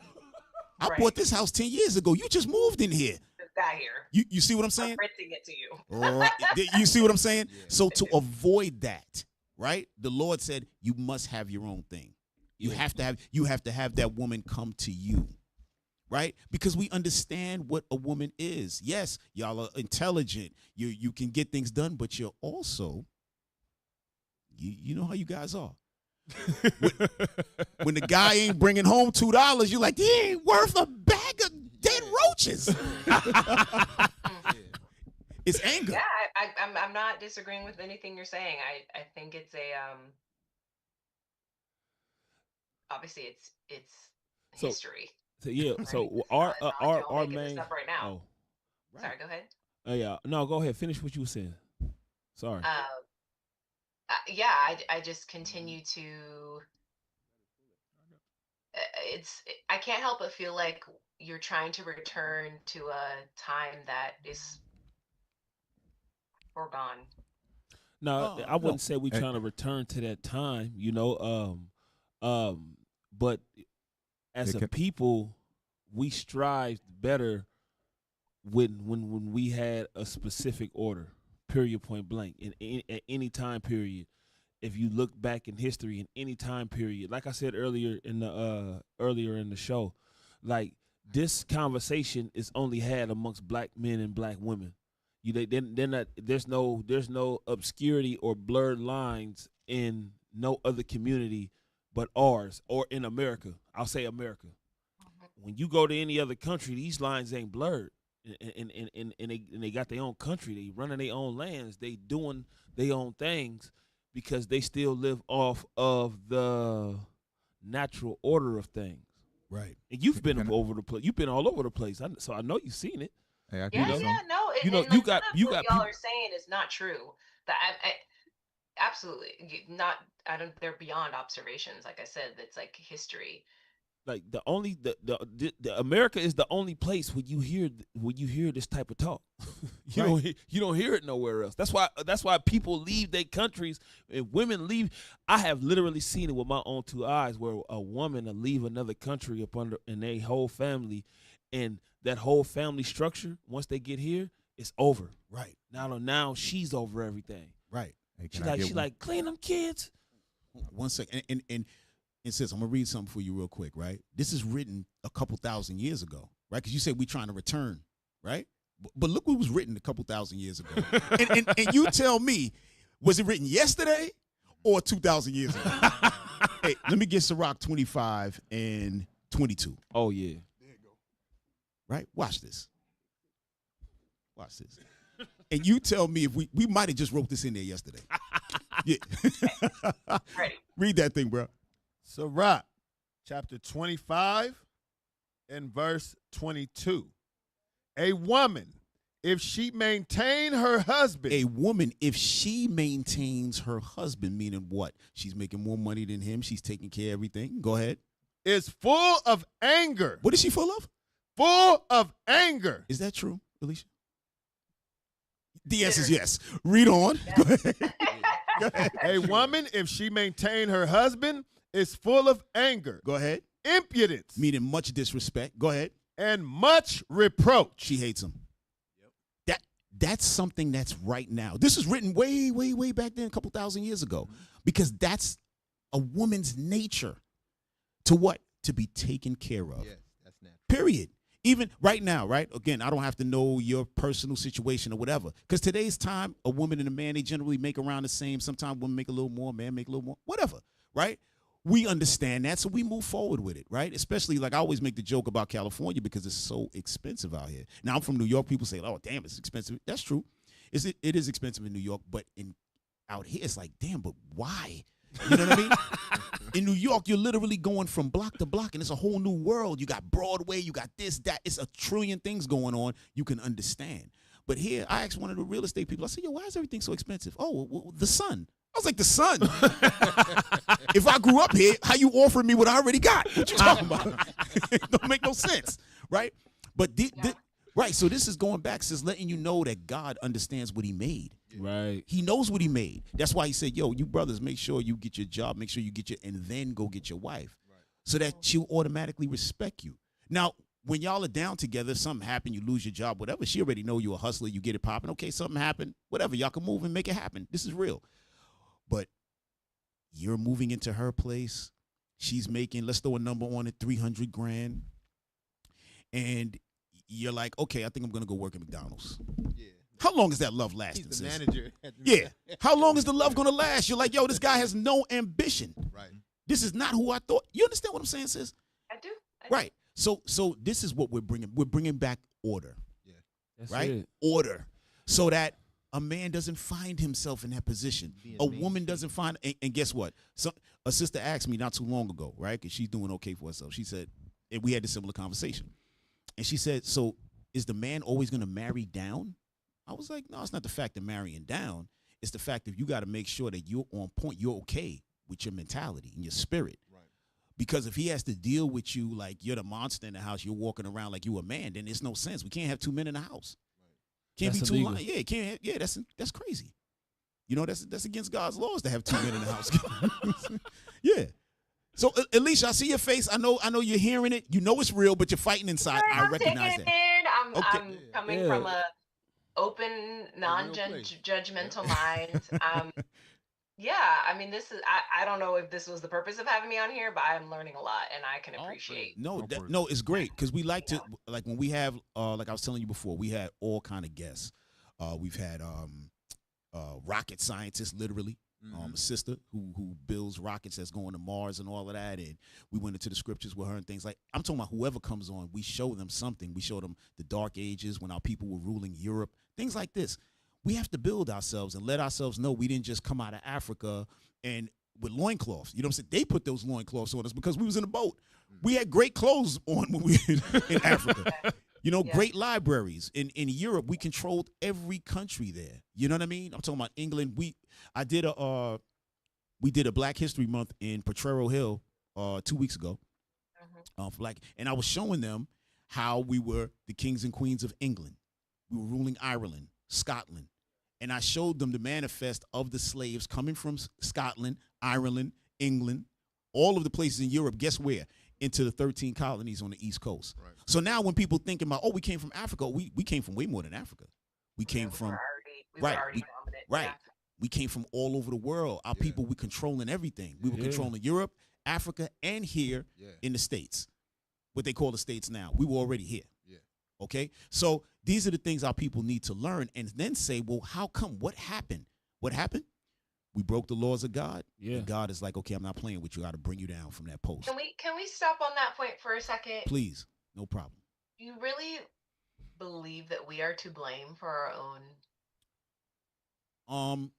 Well, in the beginning, but then the Lord give me the scripture that said further the affliction, right? Yeah.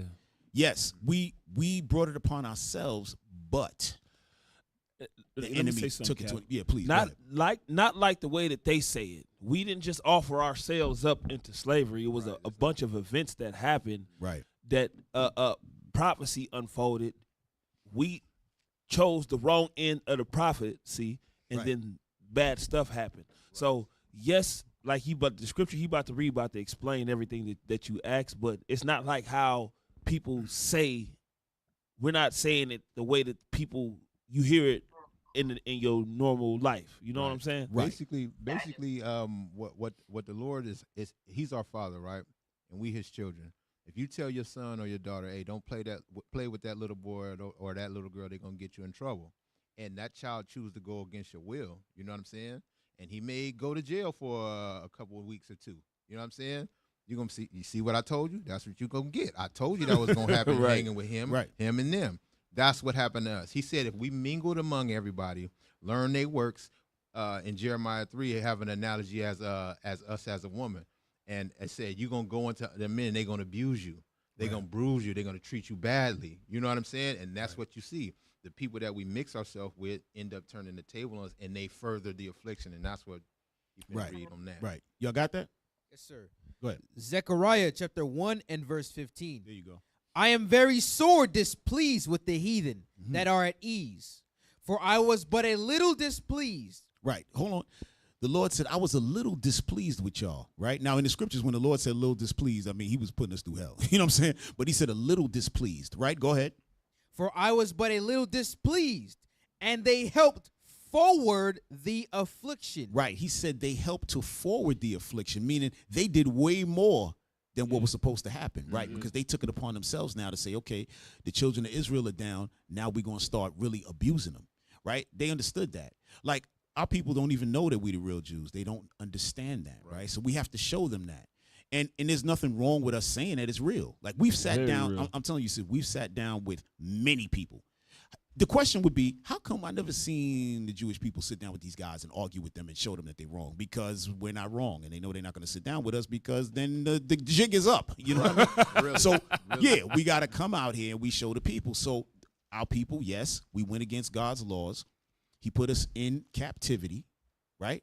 Like even right now, right?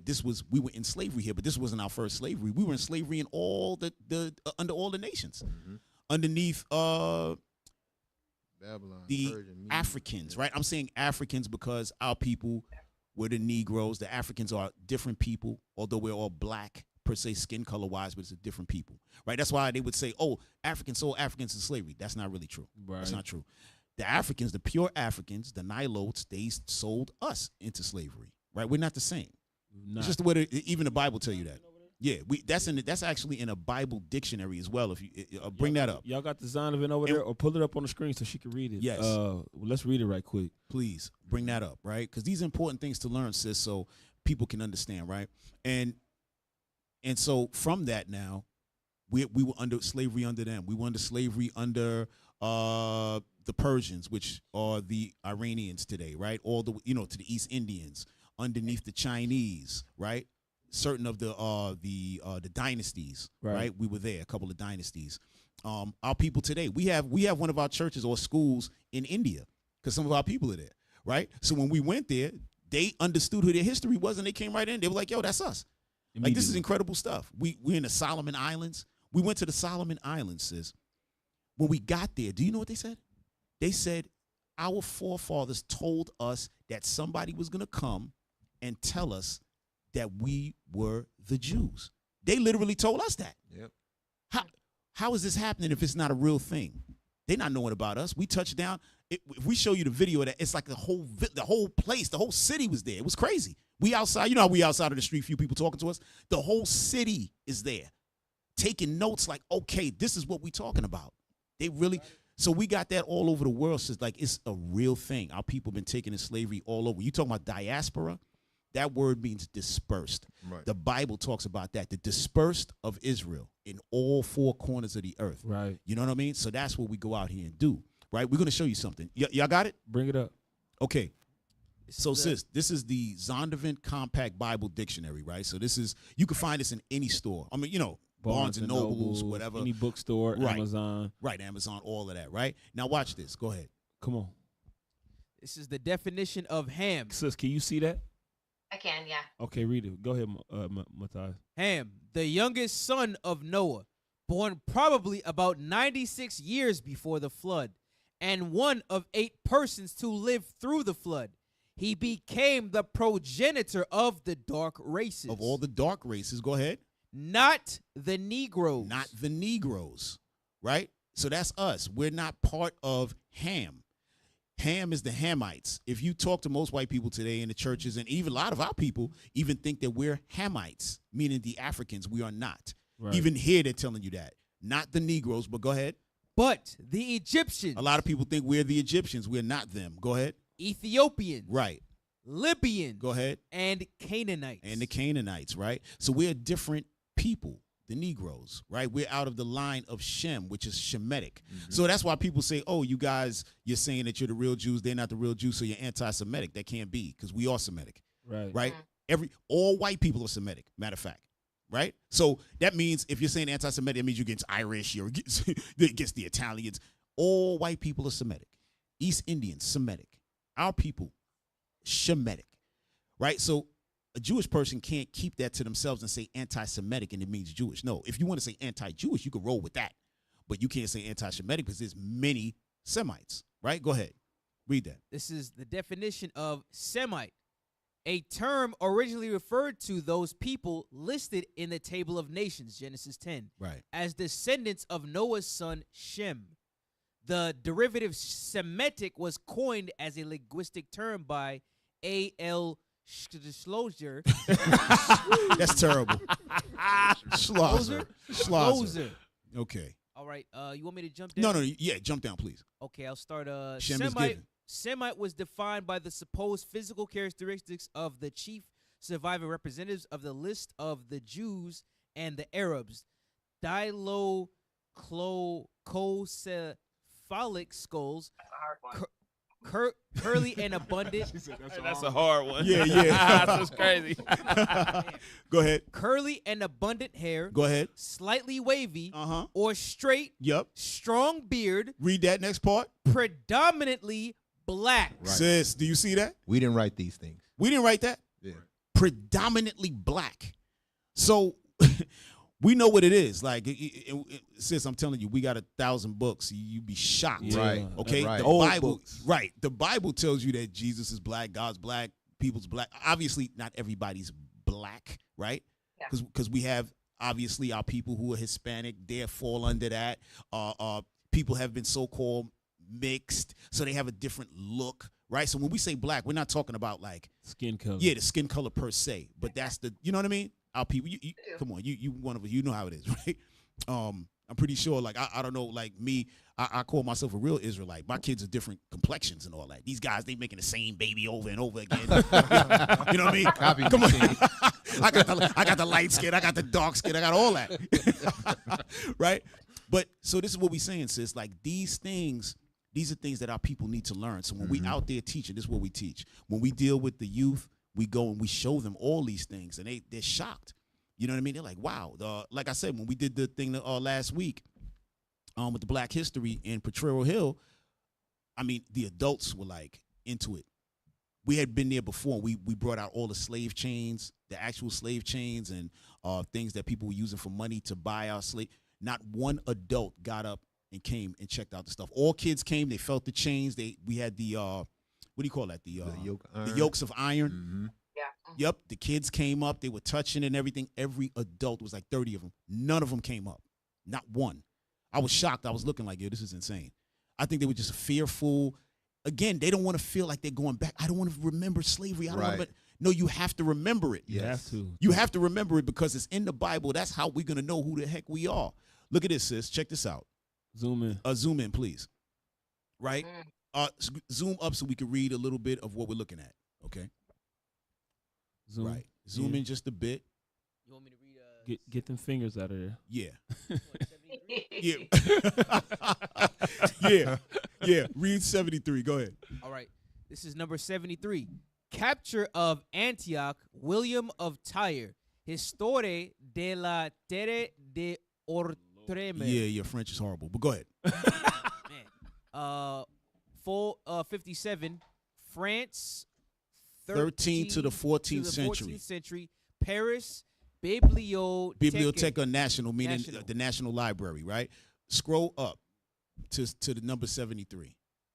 You got to scroll up. That's 75. Go up. Up, man. To the left. Right there. Right. There we go. Okay, sis. So what you're looking at, right? You see our people in the castle, right? And then you have the white people coming up and attacking, right? So this is the 13th, 14th century in France. Okay, so we were running it. We're the Moors. We're known as the Moors at this time, right? But the Moors are just the Israelites, but they're being known as the Moors in Europe, right? But they're the Israelites. We have some stuff on that showing you how they knew who they were. They knew that they were Israelites. It wasn't like an unknown thing, right? So You see a war going on. Scroll to the next one, Yeah, the next side. They got Beavis and Butthead coming up the ladder. Right. So look at that. So now you see us being defeated, right? So those white troops have killed the Moors. And if you look closely, you see that shield, right, has a lion on it. That's the Lion of Judah. Right. Okay. Scroll down. Right? Read number 75. You got to read 75. Go ahead. All right. Charlemagne's siege of Agen. Chroniques de France, fall 168. France, second quarter, 14th century, London British Library. Right. Scroll just to see it. Again, you see the brothers in the top, right, as the knights. That's what they were called the knights. They were black. They call them knights. Since you can't make it up. This is real talk, right? And they're fighting in the castle, and look who's attacking, the white people, right? So a lot of people today, they say, oh, black and white people is in America, they always going at each other and so on and so forth. Sis, this has been going on since the beginning of time. Right. Yes. Right. Since the beginning of time, right? So this is just what it is. So our people used to rule Europe for close to 1,000 years. And many people don't know that. Okay? Look at this one. This one is was always let's read that real quick. Go ahead. Right. Armorial bearings of Ubertino de Cara. Read 9. You got to read 9. Okay. Yeah. Wild Men and Moors Tapestry. Right. Alsace, about 1400, Boston Museum of Fine Arts. That's where you'll find this tapestry now, right? So you have the Moors who are what? In the castle defending. Please scroll. Up, man. Right. Those are the Moors, our people in the castles defending against who? The wild men. I don't know if you ever watched the Game of Thrones. They were known as the wildlings. There you go. Yeah. Excellent. No, that's really what it was, right? So you got the wild men, right? White people. And then you got the Moors. Hey, it is what it is. You don't see no other kind of fight except white people and black people fighting each other throughout time. History. And sis, look what's funny right here. Close in on the top of the castle. Can I ask a question? Sure. About this? So, if the black people and the white people are always fighting, right? Does God imagine that the white order of things is the same? No. We can get into that a little bit. I mean, is it like in a white family? Should it be a I see what you're saying. similar natural order? Oh, I see what you're saying. No, I feel what you're saying. Right. No, the order is always going to be the same, right? Because even in a white family, it is what it is. The man is the head. The woman is, you know what I mean? Now today in a modern culture, maybe they got things turned upside down. They're doing whatever they want. But even when you brought up hunter, gatherer, all that kind of thing, right?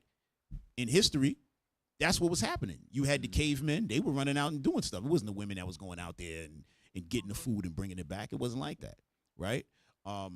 So, yes, that's throughout all time. But I just wanted to make a little joke right here. When you look at that sister, the queen, we thought that the sisters was putting on blonde wigs now. They was doing it back then. Right. You always want what you can't have. Right. That's funny, right? But just to show you, like, this is real stuff, sis. This is like tapestries, 1300s, 1400s. Yeah, 1400s. Right? Yeah. So this is real things. This is what our people were doing. So the hatred and the envy comes from hundreds of years. Like, we were really ruling out here. Right. You understand what I'm saying? Even in Spain, okay, that's when we got conquered. I don't know if you ever saw the movie Othello. Othello is a good representation of what happened during that time. That's when our rule was pretty much done. And we went into slavery, 1492, Columbus, all of that.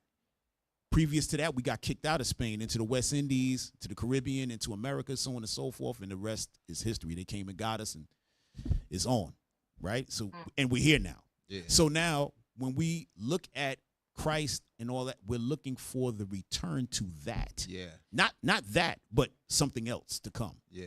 So that's what we try to tell, like, the Christians and the churches and stuff. They don't believe they don't understand the Bible the way it's written, because now it's turned into a thing to where they got to get people in. They're trying to, have like motivational speeches and so on and so forth. But the Bible is motivational enough. It tells you what's going to happen. Yes. Same thing with what's going on now with the war in Iran and all of that. Like that's in the scriptures, All that is literally. in the Bible. Yeah. Literally. Prophecy. So when we see this going on, we're looking like, okay, that time is coming, like it's happening.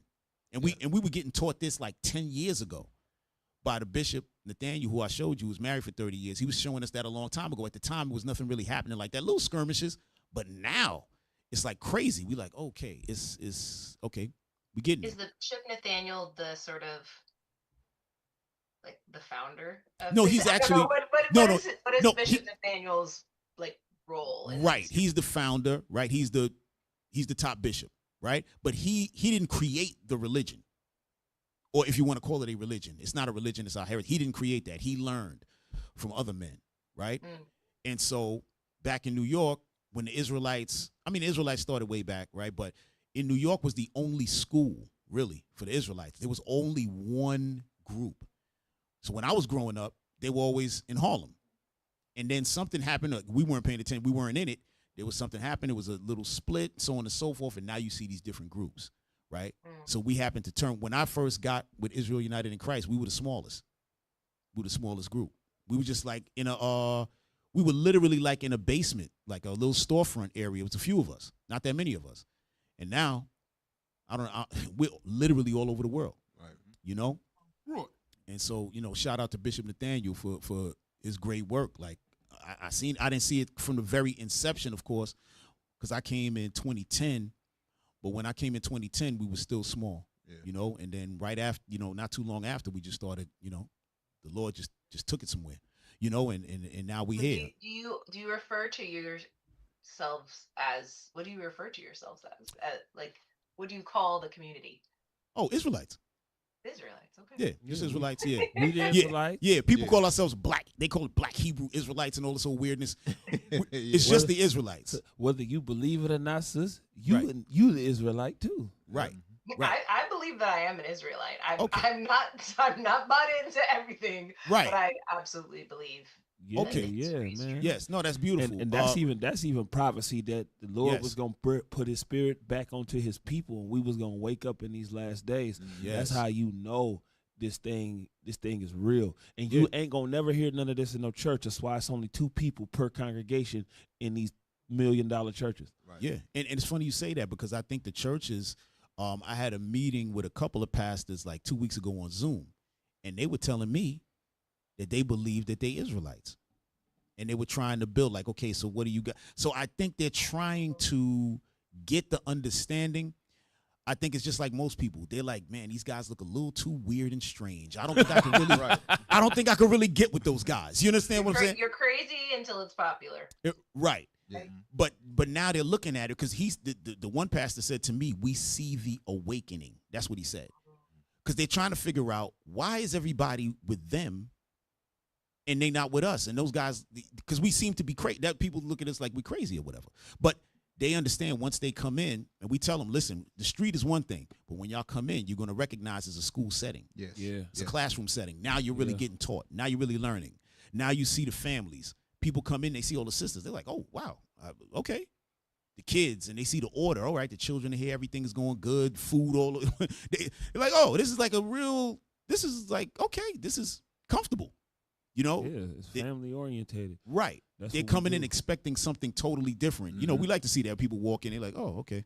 They're kind of like, all right, look around a little bit, like, oh, okay. It's like it's real Yeah, I might be warm able to in stay here a little bit. It's real warm in here. Yeah, no, for real. Look at that, sis. Wow. Is this Right. here? That's the Passover. That's one of our Passovers. That was in Florida. That was in Florida, yeah. That was in Florida, Wow. right? That's not even all of us, sis. Not even a Yeah, that's not even scratching the surface. right. And we all. It's not like that's another problem with the church. They're not unified, right? They everybody has their own thing going on. Not to say that there's not different Israelite groups. There are, but you have to be able to believe one thing. The Bible says one thing. Unity. That's unity. You got to have that unity. Mm-hmm. And so look at that. That That's thing is what we're trying to bring. that thing is back beautiful. to our community is that Yeah. unity. Yep. And Oakland is a great place to start with. It's it, you know? ready. Oh, yeah. It's Oakland ready ready. for us. It's Man, ready for they us. ready to get back. Yeah, It's ready for us. and it's a beautiful thing, Yeah. sis. And listen, we're enjoying our time at love it. Black Joy because Back to Black Joy parade. No. I'm just saying, it's a beautiful thing because the people get a chance, and we got interviewed out. I'm telling you, this year was different. We had like 2-3 outlets, like internet outlets, they came and talked to us, and want to know that they were like, oh man, you guys are here, whatever. And I told one of the sisters, I said, listen, we out here so that you guys can touch and feel us. You know what I mean? You could literally come to, hey, listen, this is a real person I'm talking to. It's not a myth. It's not a mystery. Right. It's not some guy screaming on the corner and you're across the street. Like, I'm not walking over there. They're going to say something to me. You know what I mean? Right. and people now is coming up with questions because they seeing what's going on in the world. They seeing that the church is desolate. They seeing that it's truth springing up in the earth again, man. And that's our job. Our job is to tell the truth. Right. At the end of the day. Right. Put God's people back in order. That's our job. Right. And we make sure to study, like we do a lot of studying, obviously. Because every brother you see there, they're literally a priest. Right? Like literally able to open the Bible and go through it. You have to. Now, obviously some are stronger than others, right? You have like Bishop Nathaniel, who we showed you, he's probably knows the whole Bible. Yeah, we're not reaching that level. You know what I'm saying? It's just when I say that, it's up to the Lord. You know what I'm saying? Like we've seen it. Like I've been there. I'm telling you, like it's a different spirit on different men. Like you would have to see it to believe it, right? It's not like it's not like a magical thing. It's not that. It's just what it is. Yeah. Right? Yeah. It's what it is. So, right, that's us in Baltimore. Right? Again, that's not all of us. That's just, show us in Oakland. Well, we're the Oakland one. Show the Oakland one. Yeah, bring that back. That thing was incredible in Oakland. These guys. I do think the thing you said a bit ago about an aligned, agreed upon message, or understanding. Right. I think the word you used, right, is critical. Yes. To moving forward. Yes. Get 1 Corinthians 1:10 right quick. Yes. Absolutely. Yes. You Get said that. You right on point. Right on point with that. That's what the scriptures say. Watch this. Go ahead. 1 Corinthians chapter 1 and verse 10. Now I beseech you, brethren, by the name of our Lord Jesus Christ. Come on. That ye all speak the same thing. So we all gotta be speaking the same thing. Go ahead.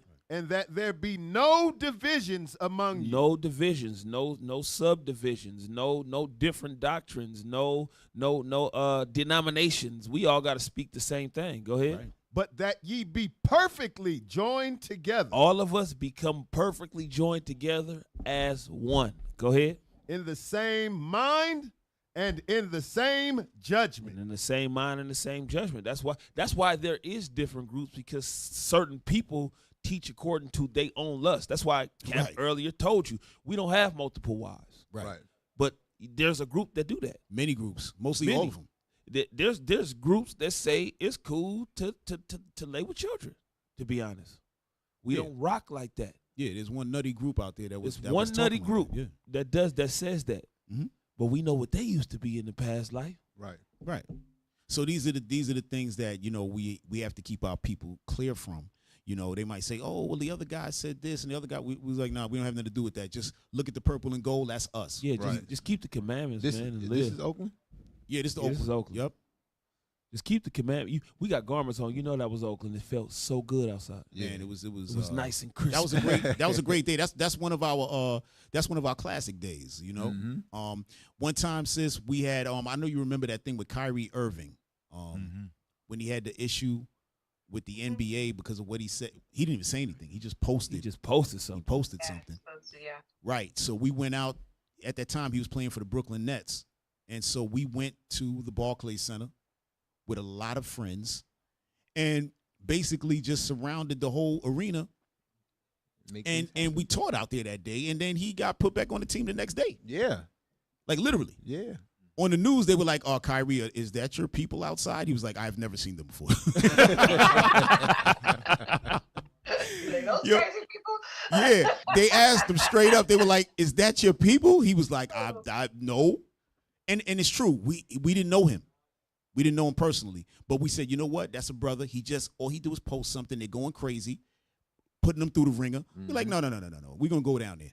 And we went down there and made a show, and they felt that. They said, okay, get this guy back on the team. He literally went back the next day. Right. That's the power of unity. Yeah. That's what the Chinese people, if they get beat up, you know what I'm saying? They stop buying, they stop selling with people, and and laws get changed for them. Yep. Just because of unity. We showed a little display of unity. Yep. You know? And they made it happen right then and there. You know how many people came into our organization based on that? Yeah. They literally walked through the doors and was like, yo, I seen that thing in Barclays. I got to come in here and see what's going on. Not only that, Cap, that same incident from that, we was trying to go sit down with a barbershop in Oakland.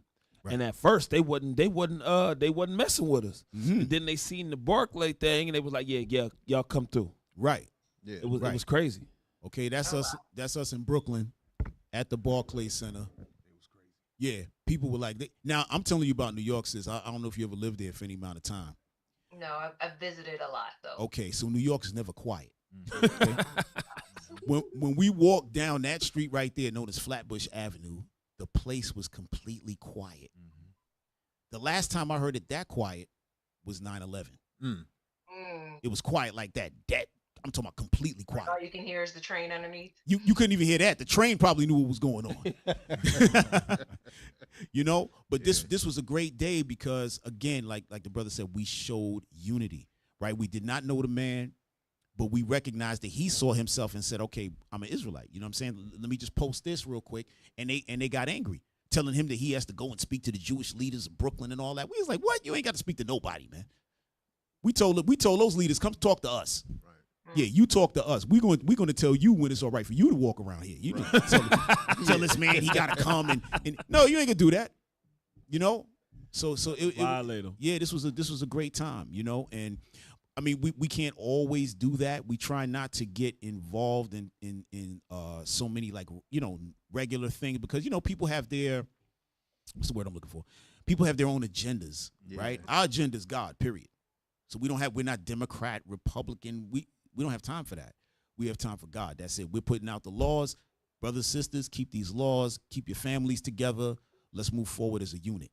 That's it. Right. You know, that's how we work, And tell everybody to go to Black Joy Parade, of course.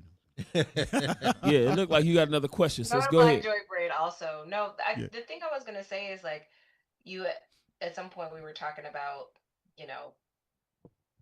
why Black Joy Parade maybe feels different, felt different this year, has felt different from other things. Right. And I think it's that, the thing I was really good at the beginning was like a consistent message. Like you are coming here for one thing, and it's to celebrate us.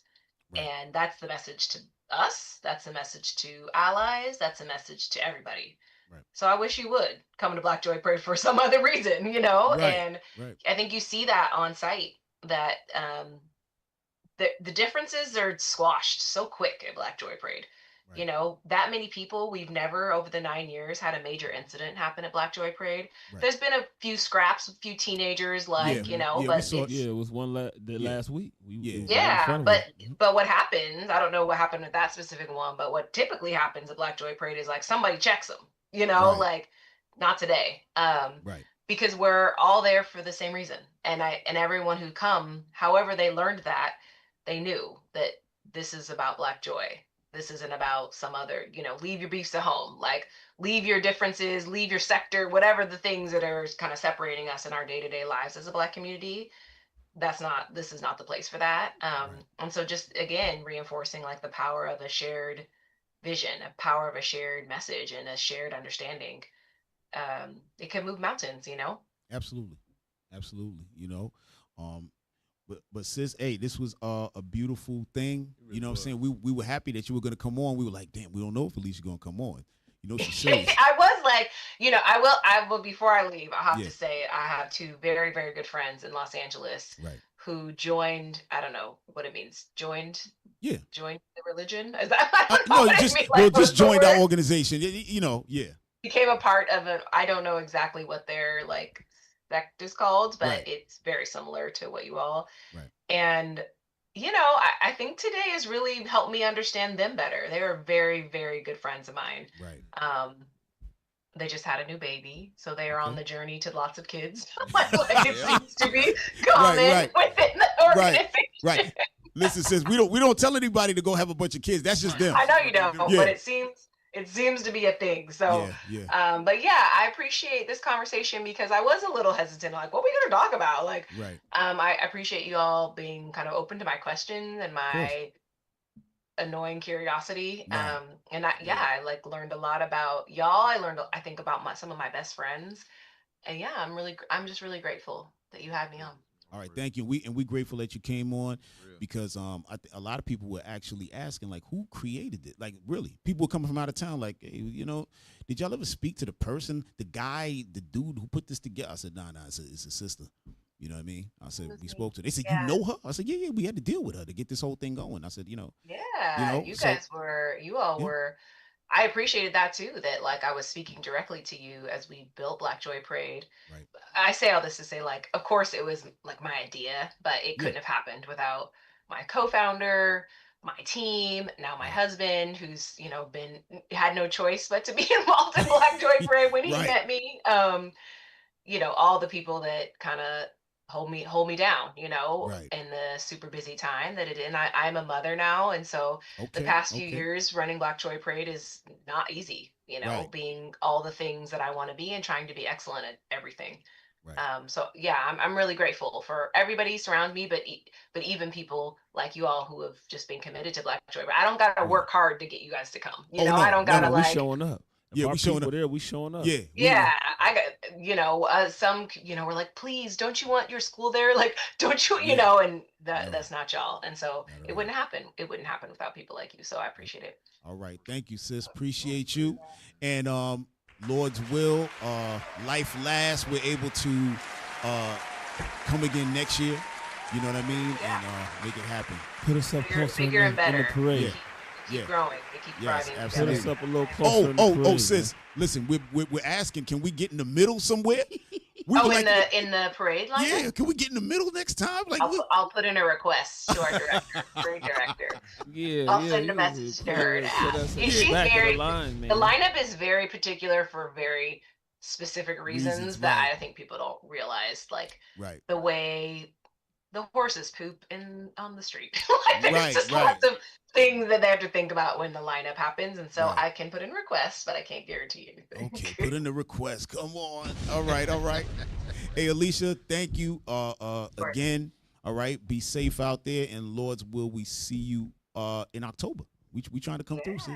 Yeah, save us a table. What do we have to do? Matter of fact, we'll chat with you offline.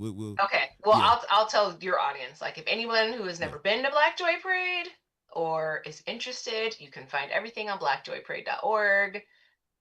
Black Joy Parade on all the internet things.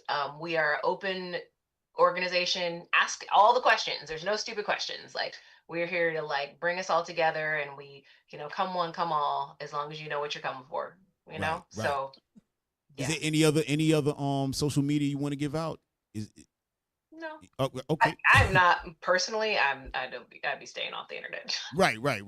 That's good. No, that's good. More things to do with my time, gentlemen. No, listen, we with you.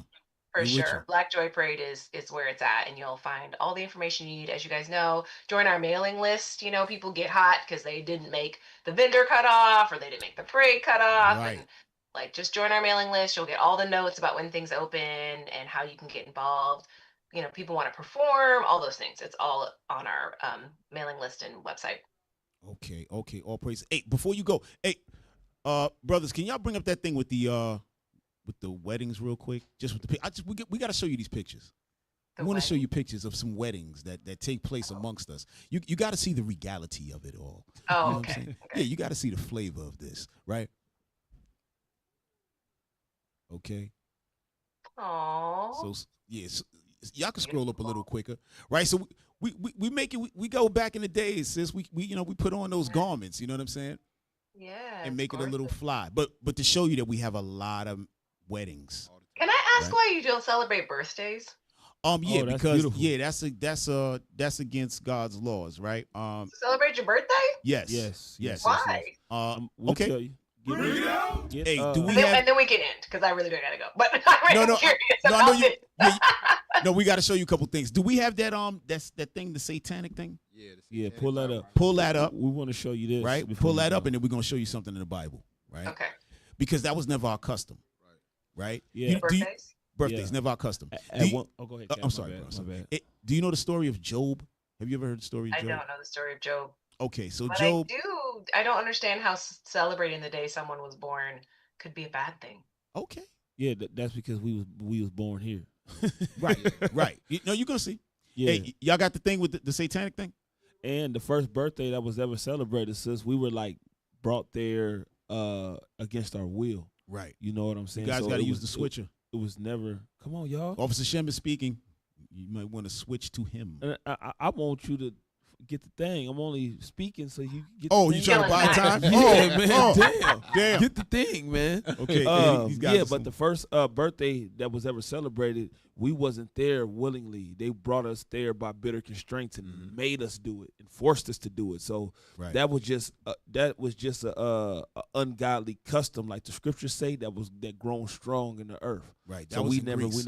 celebrated. Right. That was in Greece. That's when we were in captivity in Greece, right? But that was at that time, right? But now we talking about way previous to that, right? Is a reason why the Lord doesn't have us celebrating birthdays, right? Did you find it, guys? Thank you very much. Oh, okay. No, you gotta read this thing. Go ahead. Bring that thing up. Come on, man. Why are they so slow? Doing their best. They're doing their best. Oh, Yeah, this is our team. You know, this is how we talk to these our guys, man. So they're gonna bring it up. They ain't bring That's nothing that's up. that's motivation music to them. You know. Yeah. The same reason kids join gangs today. They that's what they've shown us. They grow up. Some grow up in gangs. You know what I'm saying? Just because they're from that street, they don't know. They say, "What's wrong with a gang?" You know what I'm saying? Right. I'm here with my boys. I got some unity. You know, we about us, and to them it seems right, but that was never our custom. We was never supposed to be gang members, or we was never supposed to be fighting amongst each other. But we've learned it. Are you comparing a gang with my birthday? No, I'm saying I go extreme. Oh, I like to go boy. extreme. Oh, So we can that understand. is dramatic. You know what I'm Okay. saying? Off It's the extreme. bridge. It's extreme, but I said it because it's bad. Right. You know what I'm Okay. saying? And Well, we're here it saying goes. birthdays is bad. Look at this, right? So this is the Satanic Bible, right? Anton LaVey. I'm pretty sure you heard of him. Have you ever heard of him? Okay, right. So remember, he's a Satanist and all of that, right? Now, Zoom in. bring that thing. Zoom in again. Yeah, it's very low. Yes, zoom in and get me out of the way, please. Okay, go ahead. You might want to. The highest of all holidays in the satanic religion is the date of one's own birth. You see that the highest of all holidays in the Satanic religion is the date of one's own birth. Why? Because they know that God is against it. But go ahead, read. This is in direct right now. This is in direct contradiction to the holy of holy days of other religions, which deify a move over. Come on. So celebrating your own birthday Yes. is an understanding that you are at the same level as a deity. Right, because you're putting yourself up there. You're celebrating yourself. Let's read it. Let's Yeah, read it. Keep please. reading. No, No. read, Keep man. reading right here. You're not What done. are you doing? Okay. Which deify a particular god who has been created in an anthropomorphic form of their own image, thereby showing that the ego is not really buried. The Satanist feels, why not really be honest? And if you are going to create a god in your image, why not create that god as yourself? Mm-hmm. Every man is a god if he chooses to recognize himself as one. So Go this, right. sorry? Go ahead, keep going. So the Satanist celebrates his own birthday as the most important holiday of the year. Right. After all, aren't you happier about the fact that you were born than religious holidays? Oh, no, excuse me. Then you are about the birth of someone you have never even met. Or, for that matter, aside from religious holidays, why pay higher tribute to the birthday of a president or to a date in history than we do to the day we were brought into this greatest of all worlds. Right. So, sis, here's the thing, right? If you never celebrate any of God's high holy days, but you're celebrating yourself, then what are we doing? Right? But isn't every day God's holy day? But, No. but how? No, it's not. And how are you celebrating? No, it's not. No. Right? How is it that something can be credited to creating everything and not and then have a day exist that is not in tribute to that? Okay. Well, if you want to make it like that, sure. Every day is a gift of the Lord, so on and so forth. But you have what's known as a Sabbath day, right? The Sabbath day is the seventh day of the week, starting Friday dark to Saturday dark, right? That's something you don't keep, right? You have Passover. That's something you don't keep. You have the new moons, which one is coming up tomorrow night. That's something you don't keep. But you do keep the birthday of Elisha Greenwell, right? And you guys go out, have a great time, celebrate that you made another year, so on and so forth. The Lord is like, what's going on with me, though?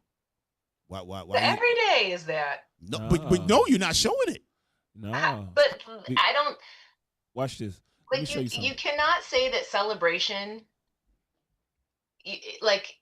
Celebration isn't always an extreme external thing.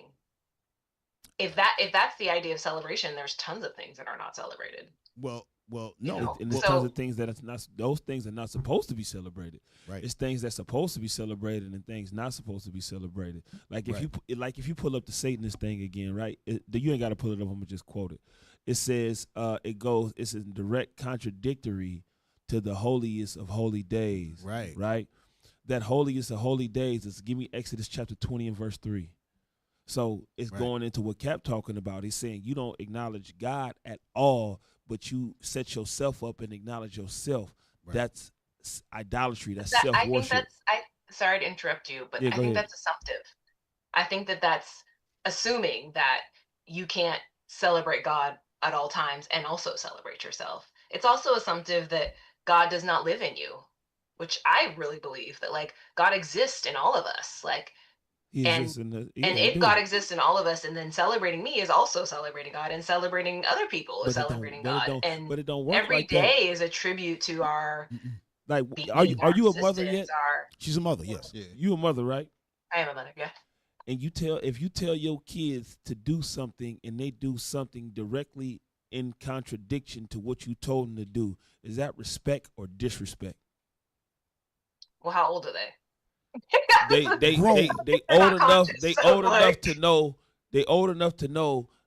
Mom said do this. I want to do this. So is it respect or disrespect? It's disrespect, right? It's just like God. God gave us certain things to celebrate. He gave us certain things to eat. He gave us certain things He gave us how to dress. He gave us all of these goodly things and instructions that was made and built to protect us. So if you really honored him, and if you really loved him, and if you really respected him, then you're gonna do what he say, because that's what you expect your children to do. Right. You just like you're a mother, right? So when your kids listen, it's respectful. If they don't listen, it's disrespectful. Right. It's the same thing with the Most High God. When we listen, it's respectful. When we don't listen, it's disrespectful. He told us, don't put no other gods before him, even if that God is including yourself. Because in the scriptures, it even say it. It says, ye are gods. Right. He calls us gods. He calls us men gods. He calls us Israelite men gods. Mm-hmm. But he said we shall die like men. Why? Because we went against his godly order. Right. So it's not that's what I'm trying to tell you. It's just like the way that we think right now, we still think with the colonized mind and how the colonized people programmed us to think, right? But that's what we trying to do. We trying to put that away, because that's not us. That has never been us. And every time we follow after these people, bad things happen to us. Right. So give me Exodus 20 right there, right quick. Verse 3. Yes. Exodus chapter 20 and verse 3. Come on. Thou shalt have no other gods before me. That's the commandment, the holiest of holies, that we disrespect when we celebrate birthdays. And that's but how can it be true that God lives within us and yet there is a God outside of us? Okay, see, no. Which is true? Is it that God, that we are gods? No. That God lives within us, or that God is this like external rule-bearing judgment on us? No, God is external. He is external, but he's internal when what? When you keeping the commandments. When you respecting right? it. Because the scriptures say that the Holy Spirit of discipline will flee deceit. Meaning what? If you not keeping the commandments, then the Holy Spirit is not with you. God is not in you. That's the God that people talk about is in them. That's the spirit of discipline, keeping the commandments, doing what God said. There's another scripture that says, when Christ, you know how people say, oh, what a friend we have in Jesus, right? Yo. So God. No, listen. Okay. No, check it out. It's very late, and I know. I'm sorry. I know. But, I'm like, okay. I know, but Jesus. I know. We're gonna wrap it up. We're gonna wrap it up. We're going to agree about this, but that's okay. All right. Cool. But Christ said, "Listen, ye are my friend if you do what I command you." John 15, right? 14. John 15 and 14, right? But just going back to the birthday, before you go, I want to read that out of the Bible, just so you know, right? Because that's we showed you something external. We're gonna read this and then we're gonna let you go. All right. Okay. Job chapter 1, and you can start in verse 4. So now, Job is in there. Job is in the scriptures. He's a man that does not commit any sin. He's rich. He's got everything going for him, right? And in this chapter, this is when Satan goes to God and says, I've been running up and down, right? And the Lord said, have you checked out my servant Job, how great he is? And he said, yeah, he's great because you protecting him. But if you just remove all of these hedges that you got about him, if you stop protecting him and allow me to touch him, then you're going to find out about him. He ain't really what he say he is. That's really what the crux of this history is, right? But now we're just going to deal with Job's children. He got 7 sons, 3 daughters, right? And now they're about to talk about something. Verse 4, watch this. Job chapter 1 and verse 4. And his sons went and feasted in their houses, every one his day. Every one his day, meaning what? They kept having parties and stuff about their birthdays. That's what his day means, their birthdays. Go ahead. And sent and called for their 3 sisters to eat and to drink with them. Go ahead.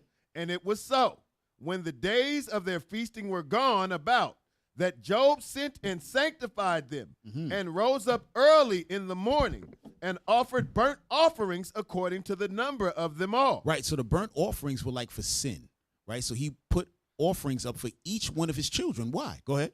For Job said, it may be that my sons have sinned and cursed God in their hearts. Right. Why would he say they sinned? Because they were celebrating their birthdays and cursed God in their mind. Why? Because they were putting themselves above the Lord. Right. By what? Making themselves an idol. That's what we just read in Exodus 20 and 3. Right. So, and there's a couple other scriptures that go with that as well, right? That shows that. So that's why we don't celebrate birthdays. Okay. Alicia's like, I don't care what you're talking about. I gotta go. I gotta go to the steakhouse. I mean, I think they're like I have a fundamentally different belief about the way God exists in my life. Okay. And so I will never think of celebrating myself as celebrating above. Okay. Listen, all we do is teach. We put it out there. For the I'm here for it. I'm glad that you explained it to me because I was very confused. It's a lot of history that shows it too, sis. It's a lot of I'm sure there is. That shows. I have no doubt that the conviction you all feel is grounded in a truth you believe. Right. Yeah. Right. There is no world where I think this is fabricated and made up. Right. I just don't agree. No, I understand. Listen. The scriptures say time and chance happens to everybody, right? So it may not be your time. Right. 10 years, 10 years from now, you might be like, wow, now why do I see it now? Who knows? Who knows? Sis, you need to revisit this sis, podcast. Trust me, you never know. I'm telling you. At one point in my life, I was like, I don't understand. I was like, a pastor? Who wants to be a pastor? I never thought I would. I said, that's outrageous. I would never be a pastor. Why would people be following me? I'm a bad guy. This is not going to happen. And then all of a sudden, I'm in here. You know what I mean? Like, this is crazy. I've never thought of anything like this in my life. You understand? So when it's like the movie Manchurian Candidate. When that phone call comes, sis, and you pick up that phone, the Lord like, hey, get your behind down there. You be like, yes, sir. You out of there. All right. That's how it works. All right. Hey, sis, we love you, sis. Thank you for coming on. I appreciate y'all. Shout out to your husband. You know what I mean? Shout out to my husband. He's the best. He really is the best, though. Yeah. A big shout out to my husband. Yes, all praises for that. All right. So sis, we're gonna see you, Lord's will. We're gonna contact you about the Black Panther thing, and hopefully we see you there. All right. Thanks, All y'all. right. Thank All you. right, sis. Have a good Have a evening. good one. Bye. You as well. Thank you for coming on to the show. All right. Excellent. Man, that was some good stuff there, man. Yeah, man. Beautiful That stuff. was some man. good stuff. Yeah, She gonna get it one day. Yeah, Lord willing. Since you we know? rooting for you. Yeah, yeah. All praises. Hey, okay, here we go. Hey, don't forget to donate to the Booster Club. Yeah. Right, the Isaiah 11:11 project, gathering all 12 tribes from all over the world. All right, in all four corners. We out there. We need y'all support. Right, without y'all support, we can't do that work. All right, airfare, food fare, hotel fare, all of that. Right. So Lord's will, give what y'all can. All right. Save a couple dollars for us at the Nehemiah Squad. All right. Help us get some new lights up in here, man. You know what I'm saying? The lights is crazy in here. We need a new team. Yeah, we all right. They go to QR code on PayPal, iuic.norcal@israelunite.org. All right. And so next week, the show is called No Justice for Tamir Rice, a conversation with his mother. All right, we're going to have Samaria Rice on. All right, so y'all remember Tamir Rice all those years ago got killed by the police officer. He was just a boy, right? And the cop killed him and nothing happened, right? They let that cop go and he's running around trying to get more jobs as a cop, police officer. And this sister ain't letting it go. She on his back. You know what I'm saying? She's on his line. So we're going to have her on. We're going to talk about everything from the murder up to everything that she's been doing for the past amount of years and what she's doing right now. So y'all want to be tuned into that. And we may have another special guest on that night as well. All right. All right. So, Officer Shem, you not taking us out? Oh, Judah gonna do it tonight. All right. All right, I'll do it. Let's do it. Yeah. Nehemiah chapter 13, verse 21. Then I testified against them and said unto them, why lord ye about the wall? If ye do so again, I will lay hands on you. So if you do this thing again, we got to lay hands on you. Right. First and foremost, you got to donate to the Booster Club, or we might have to lay hands on you. Hey, guess what? Check us out at the Black Joy Parade. We're going to be out there every year. Lord's will, life lasts. Yes, sir. Teaching repentance and family. And if they don't change, you might have to lay hands on them. All right? Hey, guess what? We are the Nehemiah Squad. Right. Hey, we got Officer Shem, the mighty Captain Zakai. I'm Officer Judah. Our special guest, Officer Jadiel. Yes, sir. And we out. We out. Most High Christ bless y'all. Most High Christ bless. From even to even, spend holy days away from the heathen. I need a break, I don't need a reason. I need a script, I don't need your reasons. Keep it to yourself. It's better for my health, leave it on the shelf. And hearing nothing else. Tonight ain't the night, knowing the price, pay it off with my life.